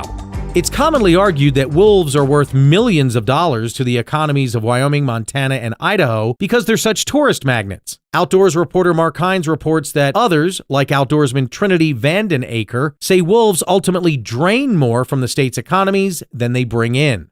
He kind of questions that. He says, do they really measure it against the loss they might cause to like the cattle industry or big game hunting, which is also in not just in Montana, but Wyoming and Idaho, all the western states make a lot of money off of not only resident hunters, but people who will come from out of state and pay some pretty big bucks for elk hunting tags. Trinity tells Cowboy State Daily that the biggest hidden costs of wolves are the legal fees that states rack up fighting lawsuits filed by animal welfare groups and others wanting to maintain or expand Endangered Species Act protection. Wyoming's new tourism chief, Dominic Bravo, on Monday said the very idea that tourism is a soft industry doesn't work for him. Cowboy State Daily's Renee Jean reports that Bravo wants to innovate, not do the same old things to attract people to the Cowboy State. One of the things he says you always fight with is the fight for relevancy. Though we have technologies changing at light speed, it's the AI elephant in the room. People are using this to plan their vacations, to plan their road trip itineraries. So I think we're going to see him take some risks and do some things that maybe we haven't seen before. Bravo says he's acutely aware that the Wyoming Office of Tourism is already performing at gold medal standards thanks to his predecessor, Diane Schobert, whom he described as a legacy director. And that's today's news. Get your free digital subscription to Wyoming's only statewide newspaper by hitting that daily newsletter button at cowboystatedaily.com. I'm Mac Watson for Cowboy State Daily.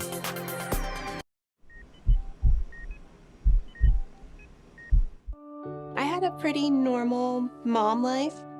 Everything was pretty good and it was a very happy life. And we just had a new baby. And then all of a sudden within a day or two, she's on life support and fighting for her life. They told me my only chance was a heart transplant. And the American Heart Association helped make that possible. Their research helped save me. The American Heart Association funds research that leads to medical breakthroughs, trains people in CPR, and certifies hospitals to provide the best care for people who've had a heart attack or stroke. I am very thankful for the American Heart Association. One simple act today can save your life or the life of a loved one. Heart disease is the #1 killer in America. To learn more about how the American Heart Association is saving lives, go to helpheart.org.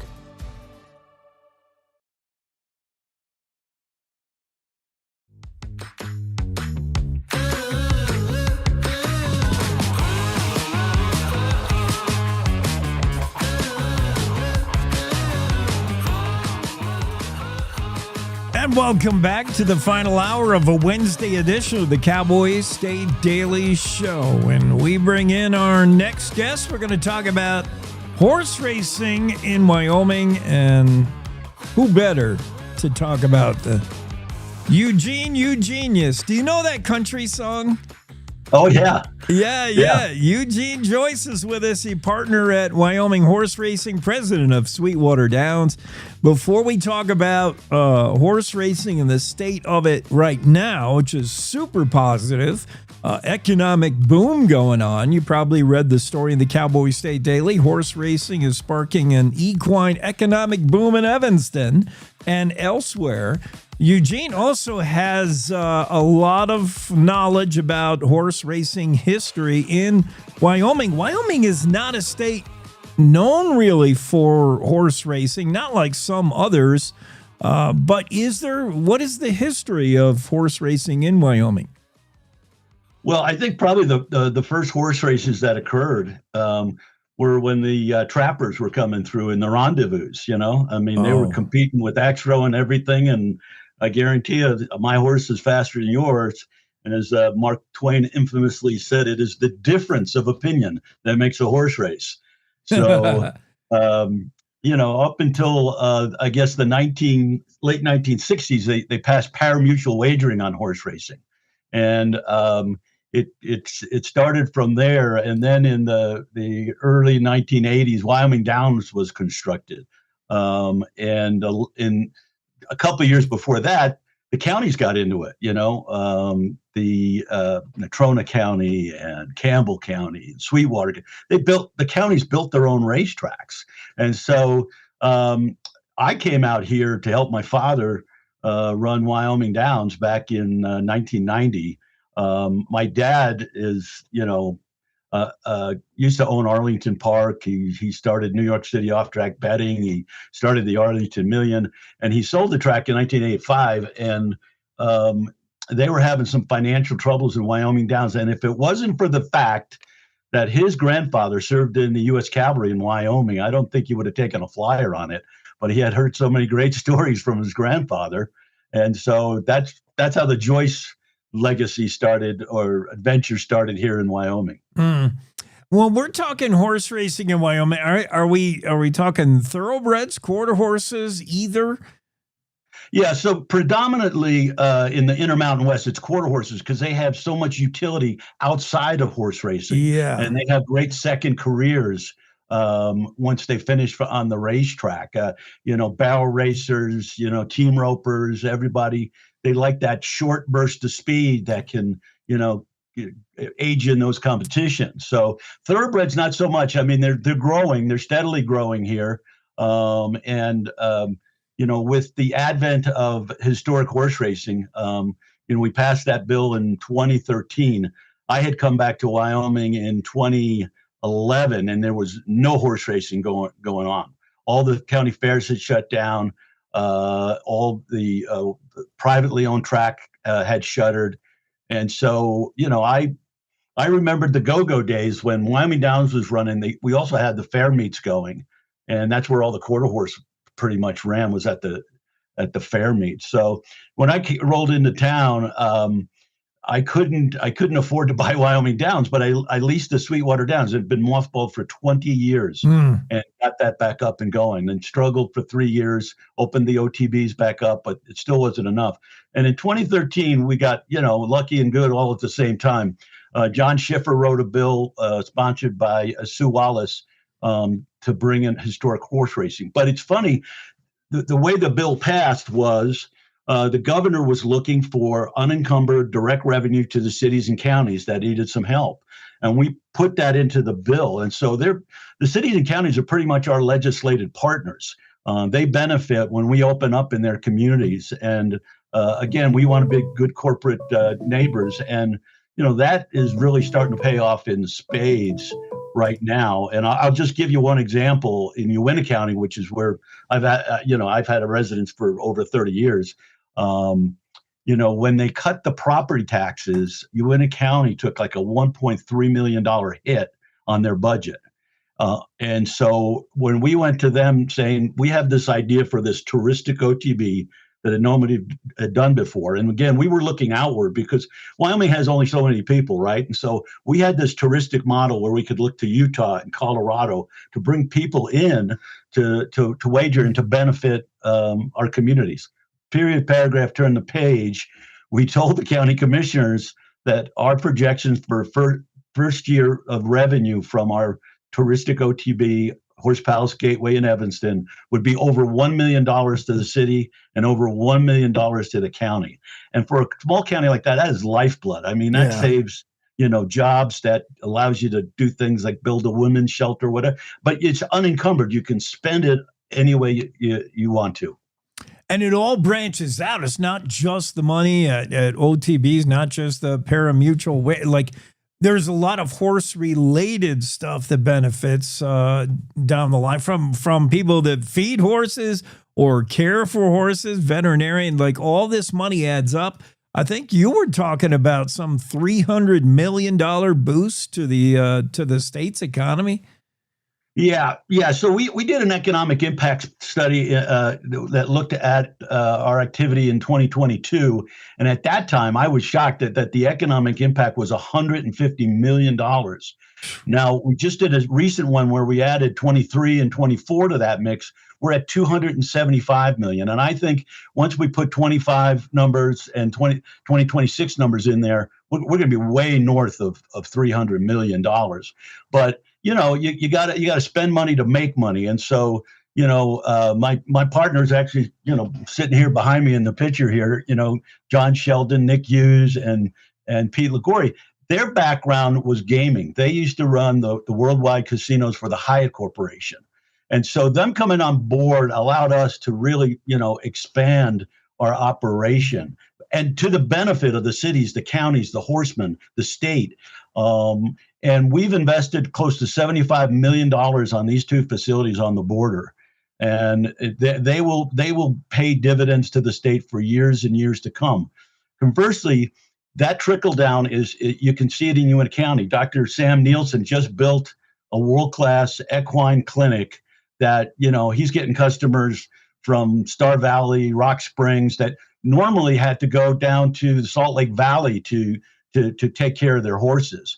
And so, when I see he's a kindred soul with me. I mean, for a guy to put, up $3 million to build this facility in a small town like Evanston, tells you where this industry is going and will continue to go as we move forward. Yeah, we got two. Let's talk about those two facilities at the two gateways to Wyoming, down south, Evanston, Cheyenne. Both of these Horse Palace Gateway in Evanston, the Horse Palace Swan Ranch, and both opened in 2024. We saw the Cheyenne, more recently Evanston's Horse Palace, and the vision is from the guy we're talking to, Eugene Joyce, is not just the racetrack. You really want to see this built out into something bigger.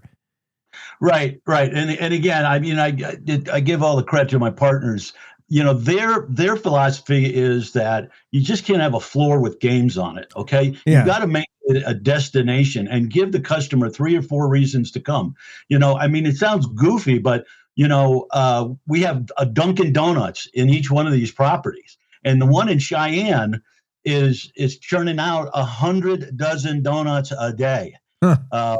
And so, we have live entertainment, we have steakhouse, we have, the OTB where you can bet on live horse racing.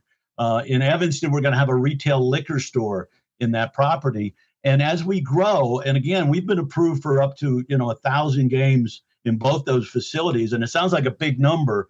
We've started with 350, but as we grow, the vision is phase 2 is a hotel, conference center, to build out. And again, to, be a point of pride for both of those communities. And I've been overwhelmed by the response here in Evanston, to my longtime friends, family, the support we've gotten from the Evanston City Council, the mayor, all that stuff. And the county commissioners, they're coming in and their eyes are popping out going, man, this is in our community. And to see all those Utah plates coming in here. And again, we've been a gateway for a long, long time. People come through Evanston to go up to the Tetons, to go to the Flaming Gorge, but most of the time they're coming through Front Street, they're stopping at Walmart, they're getting gas, they're stopping at the liquor store, McDonald's, and boom, out they go. This is really starting to energize the west part of town, which was the go-go part of town when I first got here. That's where all the action was.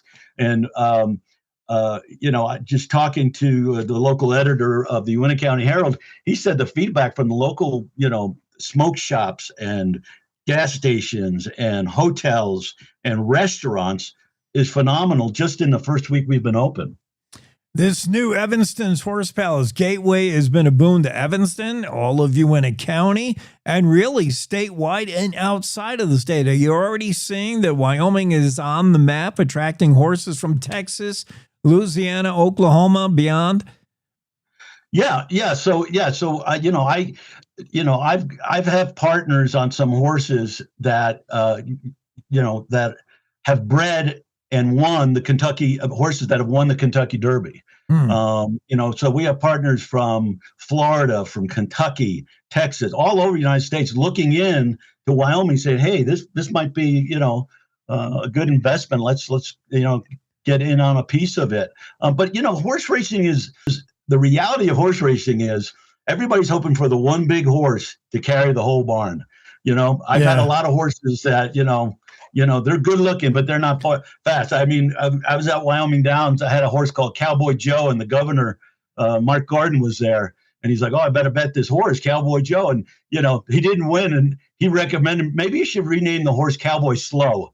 So, but anyway, it gives people an incentive to do this and to get involved. But not every horse that is foaled in Wyoming makes it to the racetrack, and not every horse that makes it to the racetrack is going to win a race. Like I said, everybody's hoping for the one big horse, every other year that's going to really blossom and become a runner. Well, it's an exciting sport, and it's exciting what it's doing for communities in Wyoming and statewide. What an economic boom. Eugene Joyce, partner at Wyoming Horse Racing and president of Sweetwater Downs, on the show. That's cool. Keep it up, Eugene. Thanks, Jake. Really appreciate it. You bet. Have a great day. Cowboy State Daily Show continues after this quick break. Welcome to The Jake Show on Cowboy State Daily, Wyoming's daily dose of raw, unfiltered, and occasionally uncomfortable truth. I don't do talking points. I do reality. No spin, no fluff, just Jake. Local issues, national nonsense, and zero BS. It's truth, sarcasm, and grit, shaken, not stirred. I just call it like I see it, and I see a lot of Let's just say I see a lot. From the capital to the county fair, if it matters to Wyoming, Jake's got something to say, and he's not asking permission. The West was built by people who weren't afraid to speak up. I'm just keeping the tradition alive. The Jake Show, weekdays on CowboyStateDaily.com and wherever you get your dose of reality. Not for the easily rattled, perfect for everyone else. This is the Cowboy State Daily Radio Network. Nestled between Casper Mountain and the North Platte River, you'll find the heart of Wyoming. With a bustling downtown centered around our outdoor haven, Casper is for adventurers, freedom seekers, and rule breakers who find beauty off the beaten path. So if touchable history, a vibrant community, and uninterrupted outdoor recreation define your travel itinerary, allow us to welcome you to the one and only Casper, Wyoming. Plan your trip at visitcasper.com. All right, look at you taking the stairs. Who are you? We're your lungs. We are proud of you for quitting smoking, but you still may be at risk for lung cancer. A routine cancer scan can detect it early when it's more curable. Good to know. Well, I gotta go somewhere. So do we. Listen to your lungs. Get a routine screening that could save your life. Talk to your doctor and learn more at savedbythescan.org. I think I finally found. Hey, how you doing? Hey, Mason. Hey, Mason. Got a new house. It's looking pretty cool so far. A place that I call home. I'm teaching Louise how to cook some lasagna. It only takes a spark to make a fire start.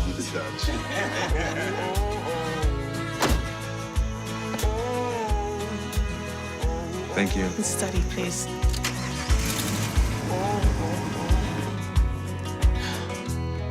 I think I finally found a place to make my own.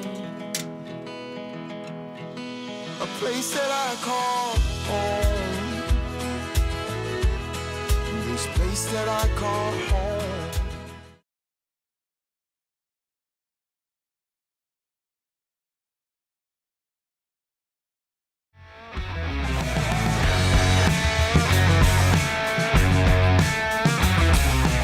All right, let's get back to the conversation. So sorry, I'm late getting... I've had issues this morning, David. David Wu joins us, veteran global macro strategist, decades of experience at the IMF, leading Wall Street institutions, known for his out-of-consensus calls and ability to connect markets, geopolitics.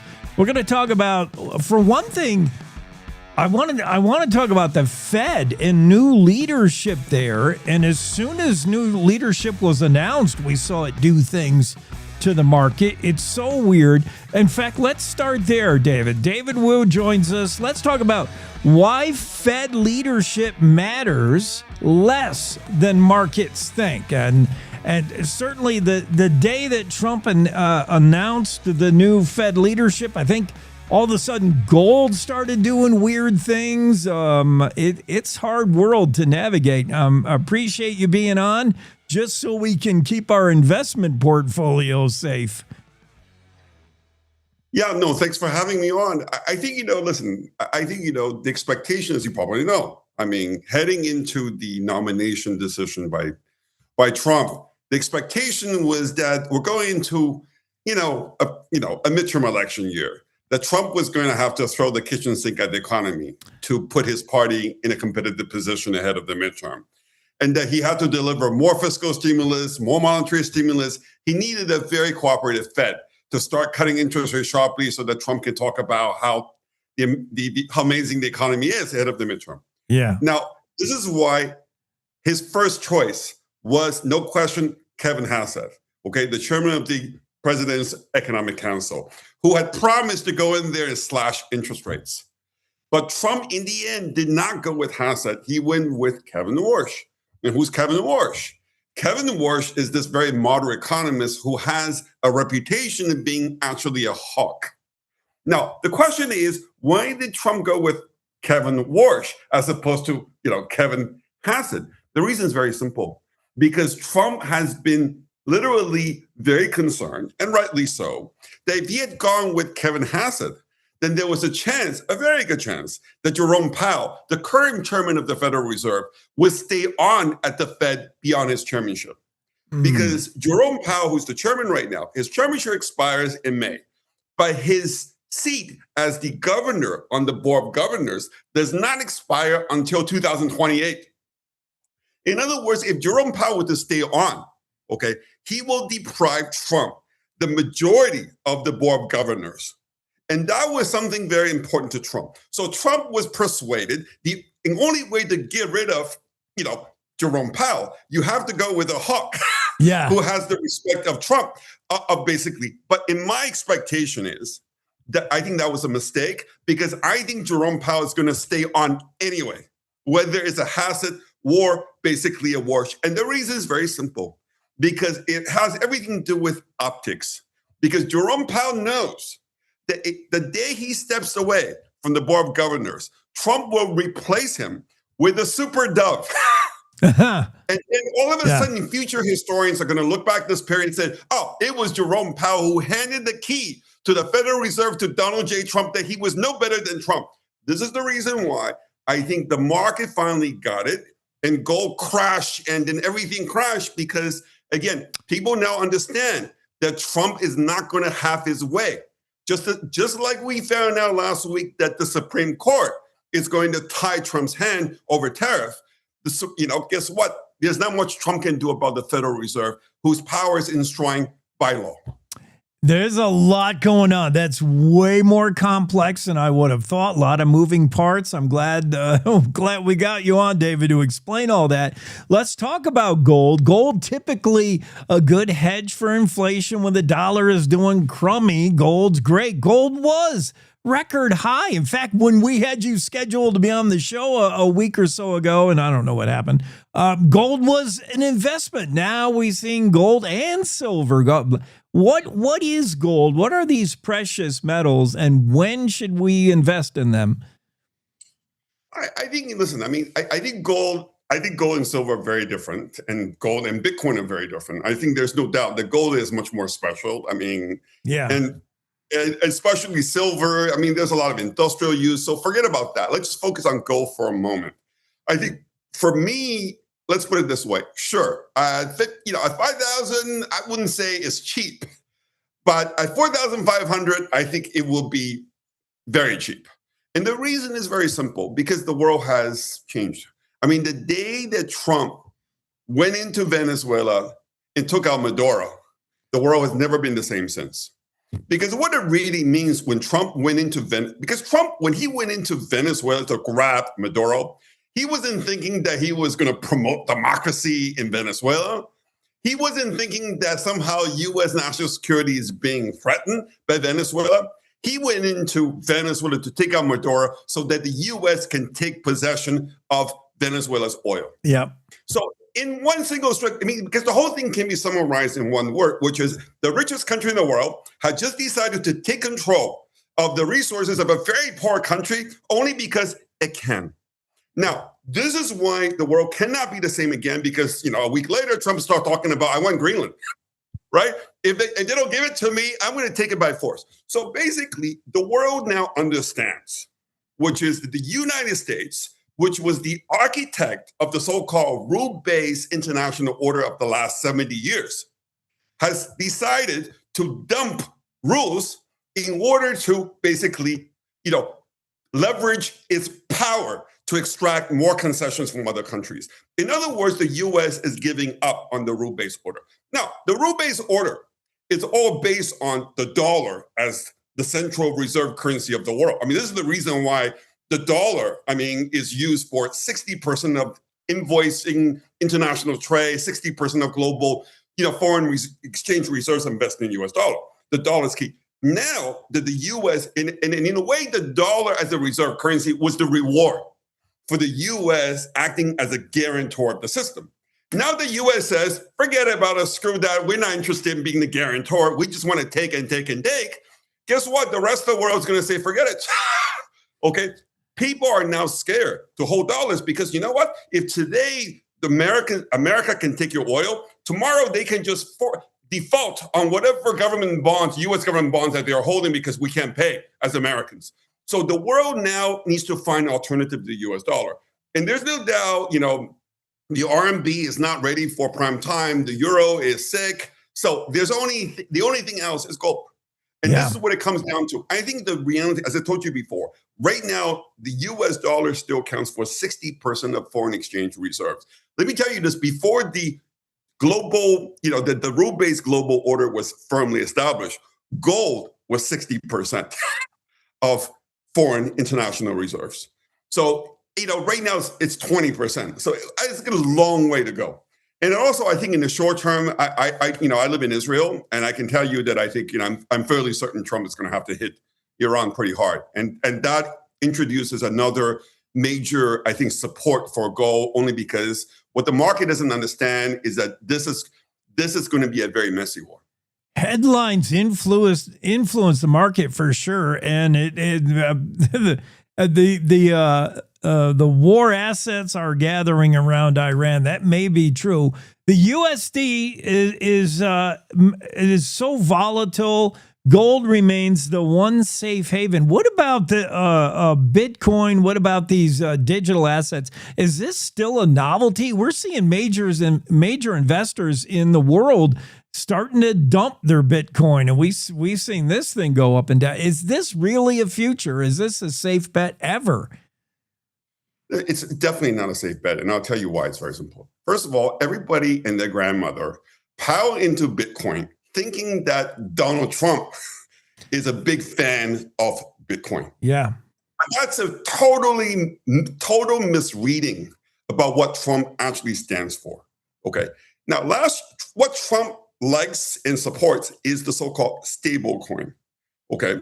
And in fact, last July, Congress under, essentially under pressure from Trump, whatever it is, passed the Genius Act. Okay, that has essentially, created a regulatory framework for stablecoins. Why does Trump see stablecoin as being very different than Bitcoin and all the other crypto assets? Stablecoin, which is pegged to the US dollar, Trump views it as a digital projection, digital extension of the US dollar.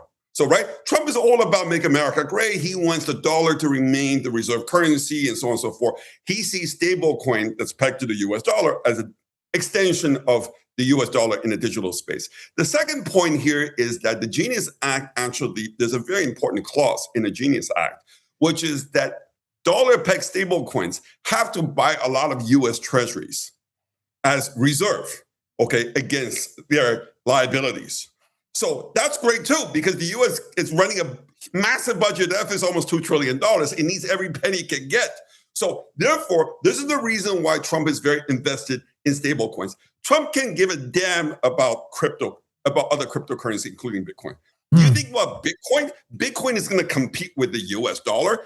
Bitcoin is going to compete with US Treasury when the US is running a massive debt of $35 trillion.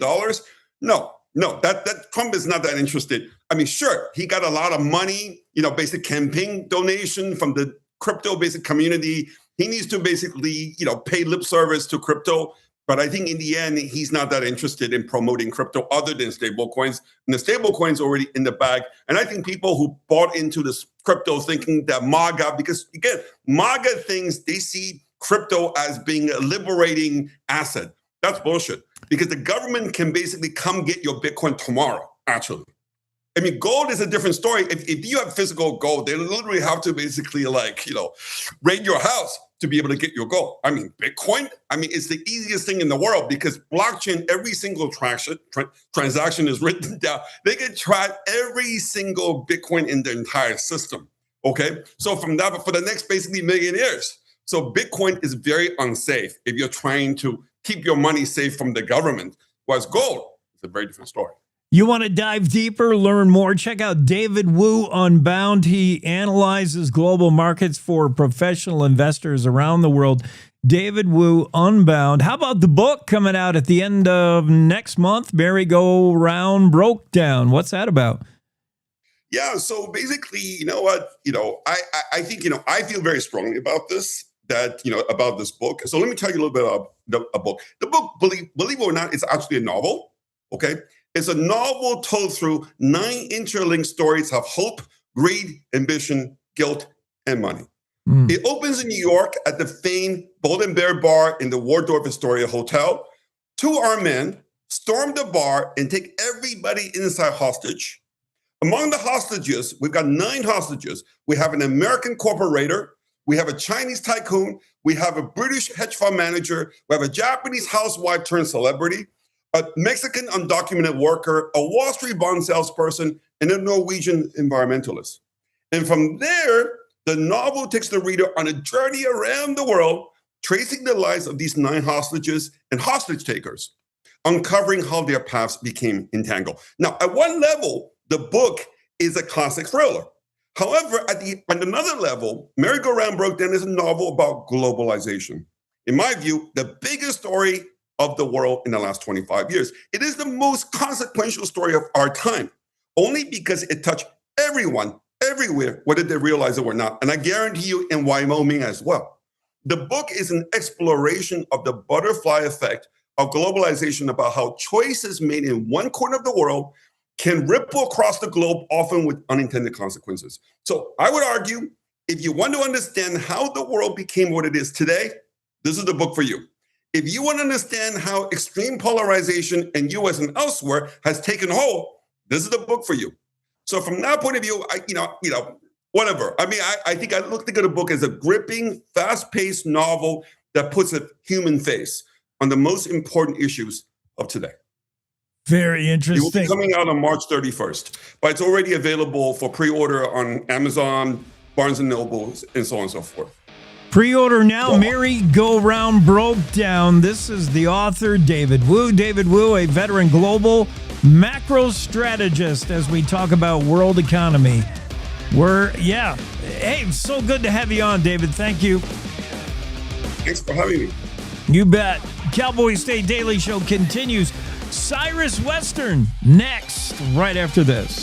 Oh, look. Another national expert explaining Wyoming. Bless their hearts. Look, don't rely on national experts. We do it all ourselves at Cowboy State Daily Radio. Real news for real Wyomingites who actually live here. We tell it like it is, with headlines that hit harder than a spring blizzard and commentary that cuts through all the bull. Cowboy State Daily Radio. It's Wyoming news. No filter, no fluff, no kidding. You're listening to the Cowboy State Daily Radio Network. Wyoming is a place of unlimited potential, a place that inspires us to dream. Since 2014, Wyo Lotto has given back over $180 million to our great state through transfers, winnings, commissions, and more. Dollars that have gone directly into your cities, towns, and counties.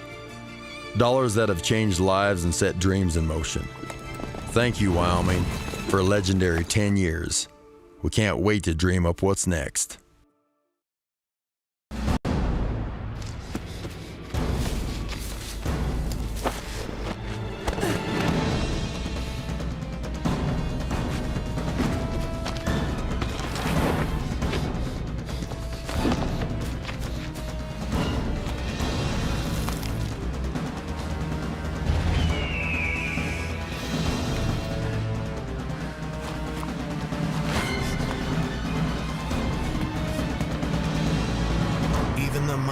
Might not see it coming.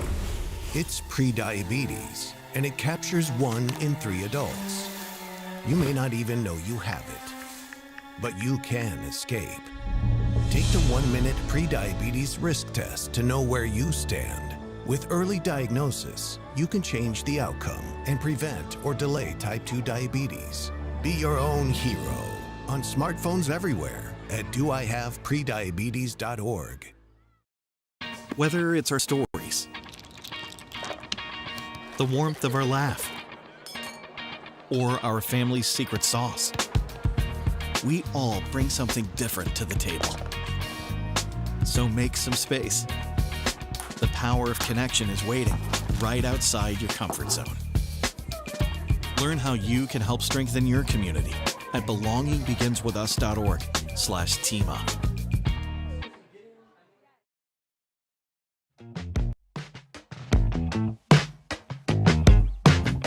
All right, we're back into the Zoom room, back into the discussion to close out the hour.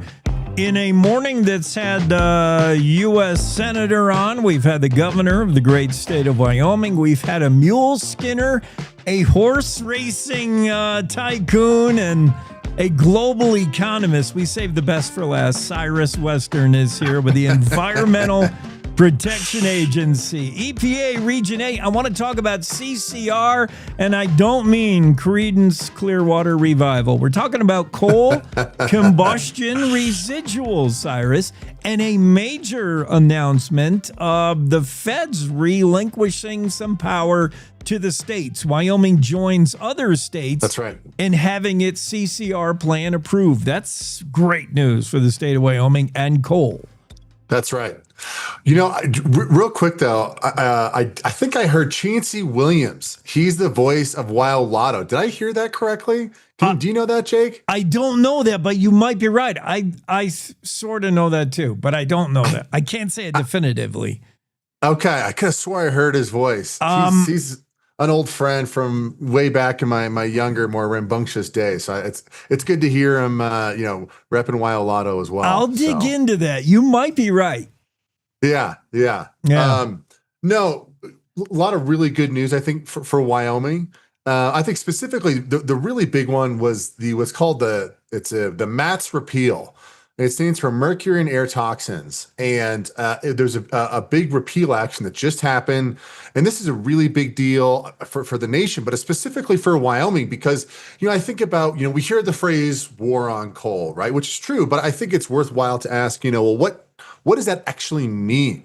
And so I think one of the big pieces of federal regulation that got enacted was this Biden MATS repeal, MATS implementation standard, which basically just told all of these power generating facilities, all these utilities in the Rocky Mountain West, in Indiana and Michigan and Ohio, those kind of places, saying, hey, this new MATS standard that we are implementing under the Biden administration, it is so strict, it is so severe. regardless of what we say the impact is going to be, the practical reality is going to force these utilities to stop buying Wyoming coal. That's bad for Wyoming. And it's something, credit to Governor Gordon and to the federal delegation. They've been fighting it tooth and nail for years. And so this is a really important day because what Lee Zeldin and President Trump are saying is that we are repealing this standard. We are putting regulation back in a reasonable, sensible place. And so, I think the take-home message is that these mines here in Wyoming and the utilities that burn coal got a lot of regulatory relief that they have been asking for years, for a decade even, and we have finally got that relief. So it's a big win for Wyoming in that sense. And what did Wyoming have to do to get this, to get the approval? Wyoming is the 5th state in the nation. Oklahoma, Georgia, Texas, North Dakota have all taken control of their CCR permitting and oversight. Wyoming is now new to the club. I'm sure a lot of loopholes, a lot of paperwork, but what did Wyoming have to do? Well, so switching to your point on the CCR front, I mean, not to get too down in the weeds, but when you burn coal, it has a waste stream, right? It's called this ash that comes out of these facilities, and communities like Grand Rock, Gillette, these coal communities, they know this and know it well. Regulating that ash is actually a pretty serious endeavor, and not to try to put your audience to sleep, but what we basically said to them is, look, the EPA can handle this. We're going to be slower, it's going to be more expensive, and we're not going to be as reactive. Or we can turn around and give this regulatory authority to Cheyenne, to the states. They can be more reactive to local folks. And they can, generally speaking, they can do it cheaper and quicker, right? So I think it's a win-win. So it's a win because I think in Wyoming, Governor Gordon has said this many times. The federal delegation has said this many times. They want Wyoming to be in the driver's seat. They want Wyoming to be, in charge of all the regulatory apparatus. And so this is basically the federal government handing off this regulatory authority to the state, saying you have the laws in place, you have the technical expertise, the employees in place who know what they're doing, who can do this competently. We're going to hand this off to you guys and let you run the ball on this. Cyrus Western is directing Region 8 EPA, which includes Wyoming. Are other states under your watch also going to do this as well? Absolutely. North Dakota has gone through the process. Another state that I think has a very rational approach to regulation. Utah is currently very interested as well. Again, another great state that I think is very level-headed in their approach. So there's a lot of buzz around this.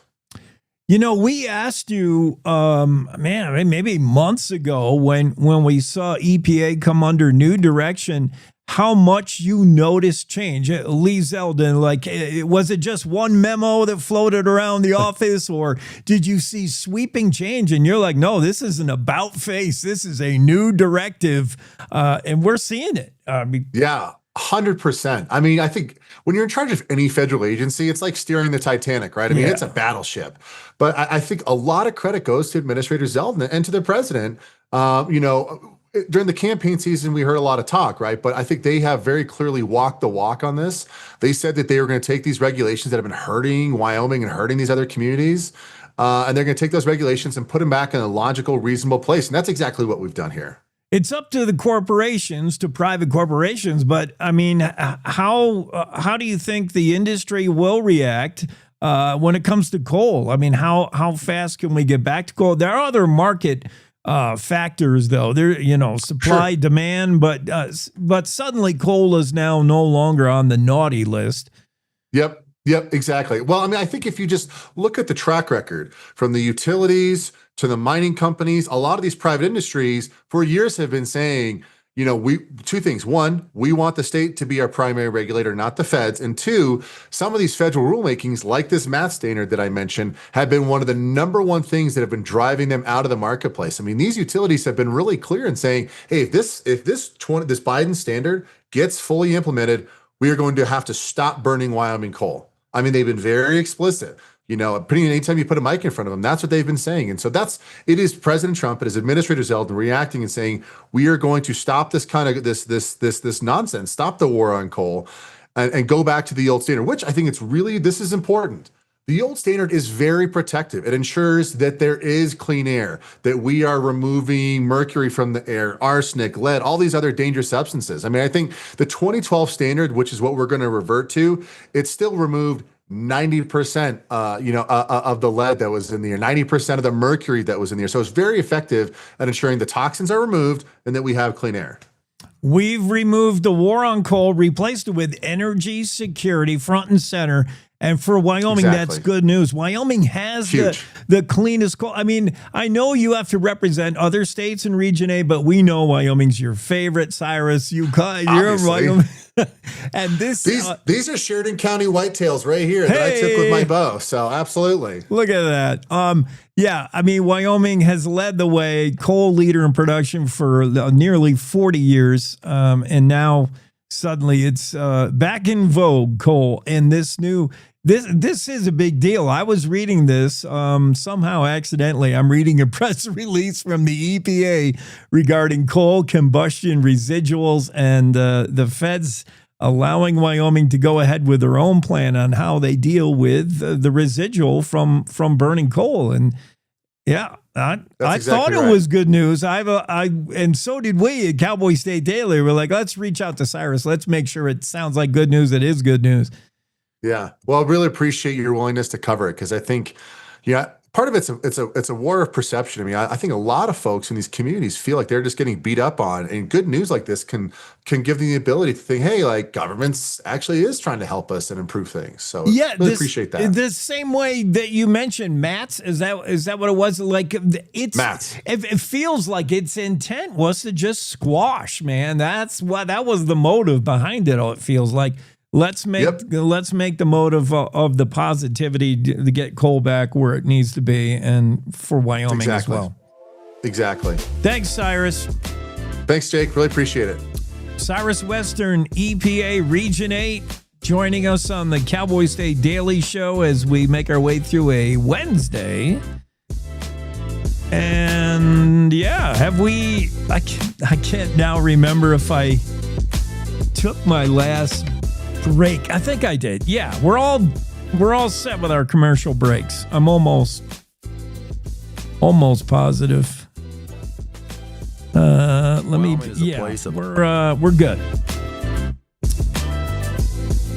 We're good with our breaks. So what a morning we've had. What a busy day we've had on. Wide-ranging guests. Started the day with Senator John Barrasso, got his take on the State of the Union address, which went a record 1 hour, 47 minutes. As Senator Barrasso pointed out, that's 107 minutes, which since we've been keeping track, 1964, I think, that is the longest State of the Union. President Trump warned before the address that it would be long. Lots to talk about, the president said. He says it's going to be a long one. Bring popcorn. And it was. And Senator Barrasso said he and Vice President J.D. Vance were speculating on how long it would go. Just in case you wanted to take some bets, you could place bets on the over-under of the speech, and it was over. But it was good. And big takeaways, including the behavior of the Democrats. That was interesting, what they decided to applaud, what they stood up for or didn't. And of course, it wouldn't be the State of the Union without Representative Al Green of Texas getting thrown out. It's a State of the Union when they usher out Representative Green. He got an early shower for his shenanigans, the sign. Rick Edney was on. He's a mule skinner. He's a Teamster teaching 16 mules how to pull a freight wagon. He's going to re-honor the old 1890s days. The Trailblazer, that whole event coming up this summer in Thermopolis, just to watch him drive a 16 team of mules.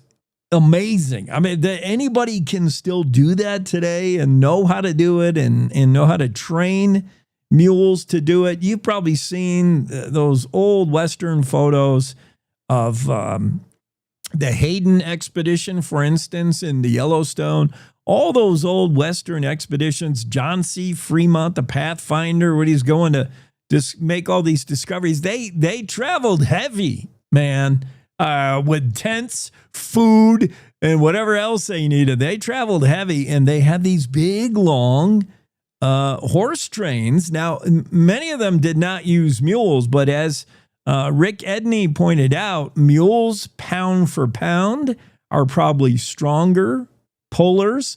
Mules also have the reputation of stubbornness, but what it really is, as Rick and I talked about earlier today, is the mule actually thinks for itself, where the horse will get itself into more trouble. The horse is not necessarily the best, self-care animal. The horse invents ways to kill itself 24/7. Anybody who's ever owned a horse, from colic to running into barbed wire fence to all kinds of things, the horse is just one step away from messing itself up. Whereas the mule, a lot smarter and a lot more careful. The horse will run off a cliff for you, which is great. I mean, that's what a horse will do for you. The heart of a horse. But the mule, the mule thinks self-preservation first. The mule's going to take care of him first.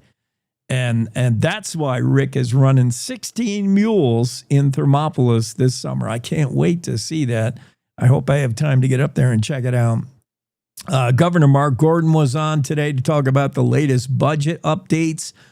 He's cautiously optimistic concerning the House and Senate getting together on something close, something resembling his initial budget. The Senate's closer there. The House is about $170 million away, but that conference, 5 from the Senate side, 5 from the House side, gets underway here soon. We know who the 5 House members are now. Thanks to Claire McFarland's story, we know 3 of the 5 that are going to be on the panel for the Senate. Read Claire McFarland's latest story in the update. It was great to have the governor on to talk about that. And the governor's better half, Jennie Gordon, the first lady, was on as well to talk about her hunger initiatives. Big advocacy day yesterday, in case you missed it, and all the hunger efforts to stamp out hunger in Wyoming. The numbers, they might be surprising to learn that 83,000 of your neighbors have food insecurity in Wyoming. That's about 15% or more, and the numbers are trending up in the wrong direction, have food insecurity. It's just unacceptable, and the First Lady has made that a mission with her nonprofit and all the efforts she's made towards stamping out hunger in Wyoming. Jared Petrino dropped in today to talk UW sports and what's going on in the basketball courts. And a reminder, the girls play 1 hour from now. They have a rare 11 a.m. start against Air Force. That'll be a tough game, a good game, and unusual early morning start, 11 a.m. for that girls game. Eugene Joyce was here to talk Wyoming horse racing. He brings a great, unique background perspective, and he's got 2 facilities open on both Gateway Southeast and the southwest part of the state. A new one in Evanston is barely a week old. It's already boosting the economy to do with anything with equine. The horse racing facility there, the Horse Palace in Evanston, and then he had one he opened in 2024 in Cheyenne. It's already a boom to the state, estimated to upwards of $300 million economic boom to the state. Horse racing is back in Wyoming and bigger than ever. And David Wu, the global economist, was on today telling you why gold is still a good bet, despite gold was on a record pace late last year and then dropped off a bit with the announcement of change in leadership at the Fed. But gold's still a good hedge. David Wu suggests, gold's a good bet, better than Bitcoin, he says. And he's got a new book coming out at the end of next month that you might want to check out. fiction. I did not know that book was fictional and telling the global market story through, what did he say, like 8 or 9 different characters? That's interesting. I'll be interested to pre-order that book now. You can get on that. And Cyrus Western, EPA Region 8 Director, and the recent news, the Environmental Protection Agency just announced that Wyoming's application was approved to now control our own coal residuals. When you burn coal, obviously, you get you get dust, you get ash, and Wyoming has a plan to mitigate that and deal with it. It always has. Back in 2012, that's how we were doing things until the feds took over and put a much stricter plan on. It was basically intended to eliminate coal altogether. It was the war on coal, and it was the Biden administration. Well, that's over now, and we're in a new era where suddenly coal is looking good again in Wyoming, and Wyoming becomes the 5th state to do its own thing on how it handles CCRs and coal residuals. So that's all good news. What a show. And plus, we were looking at stories of the day from the Cowboy State Daily that ran the gamut. From the Wyoming couple that's in Mexico right now, living through the cartel drug wars. Oh, man. That Thermopolis couple, the Hugheses, Lindy B. Hughes and her husband, they had an opportunity to bring food and help out their neighbors down there in Puerto Vallarta. A couple of 7 Canadian students were kind of caught sheltering in place, and leave it to a Wyoming couple to get food to them and ignoring the orders to shelter in place. It's so Wyoming. Yeah, we did all this stuff and more. It was a great morning, and I hope you enjoyed it. We'll do it again tomorrow. Cowboy State Daily Show with Jake. See you same time tomorrow. Go watch some women's basketball. We're gonna win a game over Air Force. I feel it. Good morning. This is the Cowboy State Daily Morning Show with Jake. The new way Wyoming wakes up.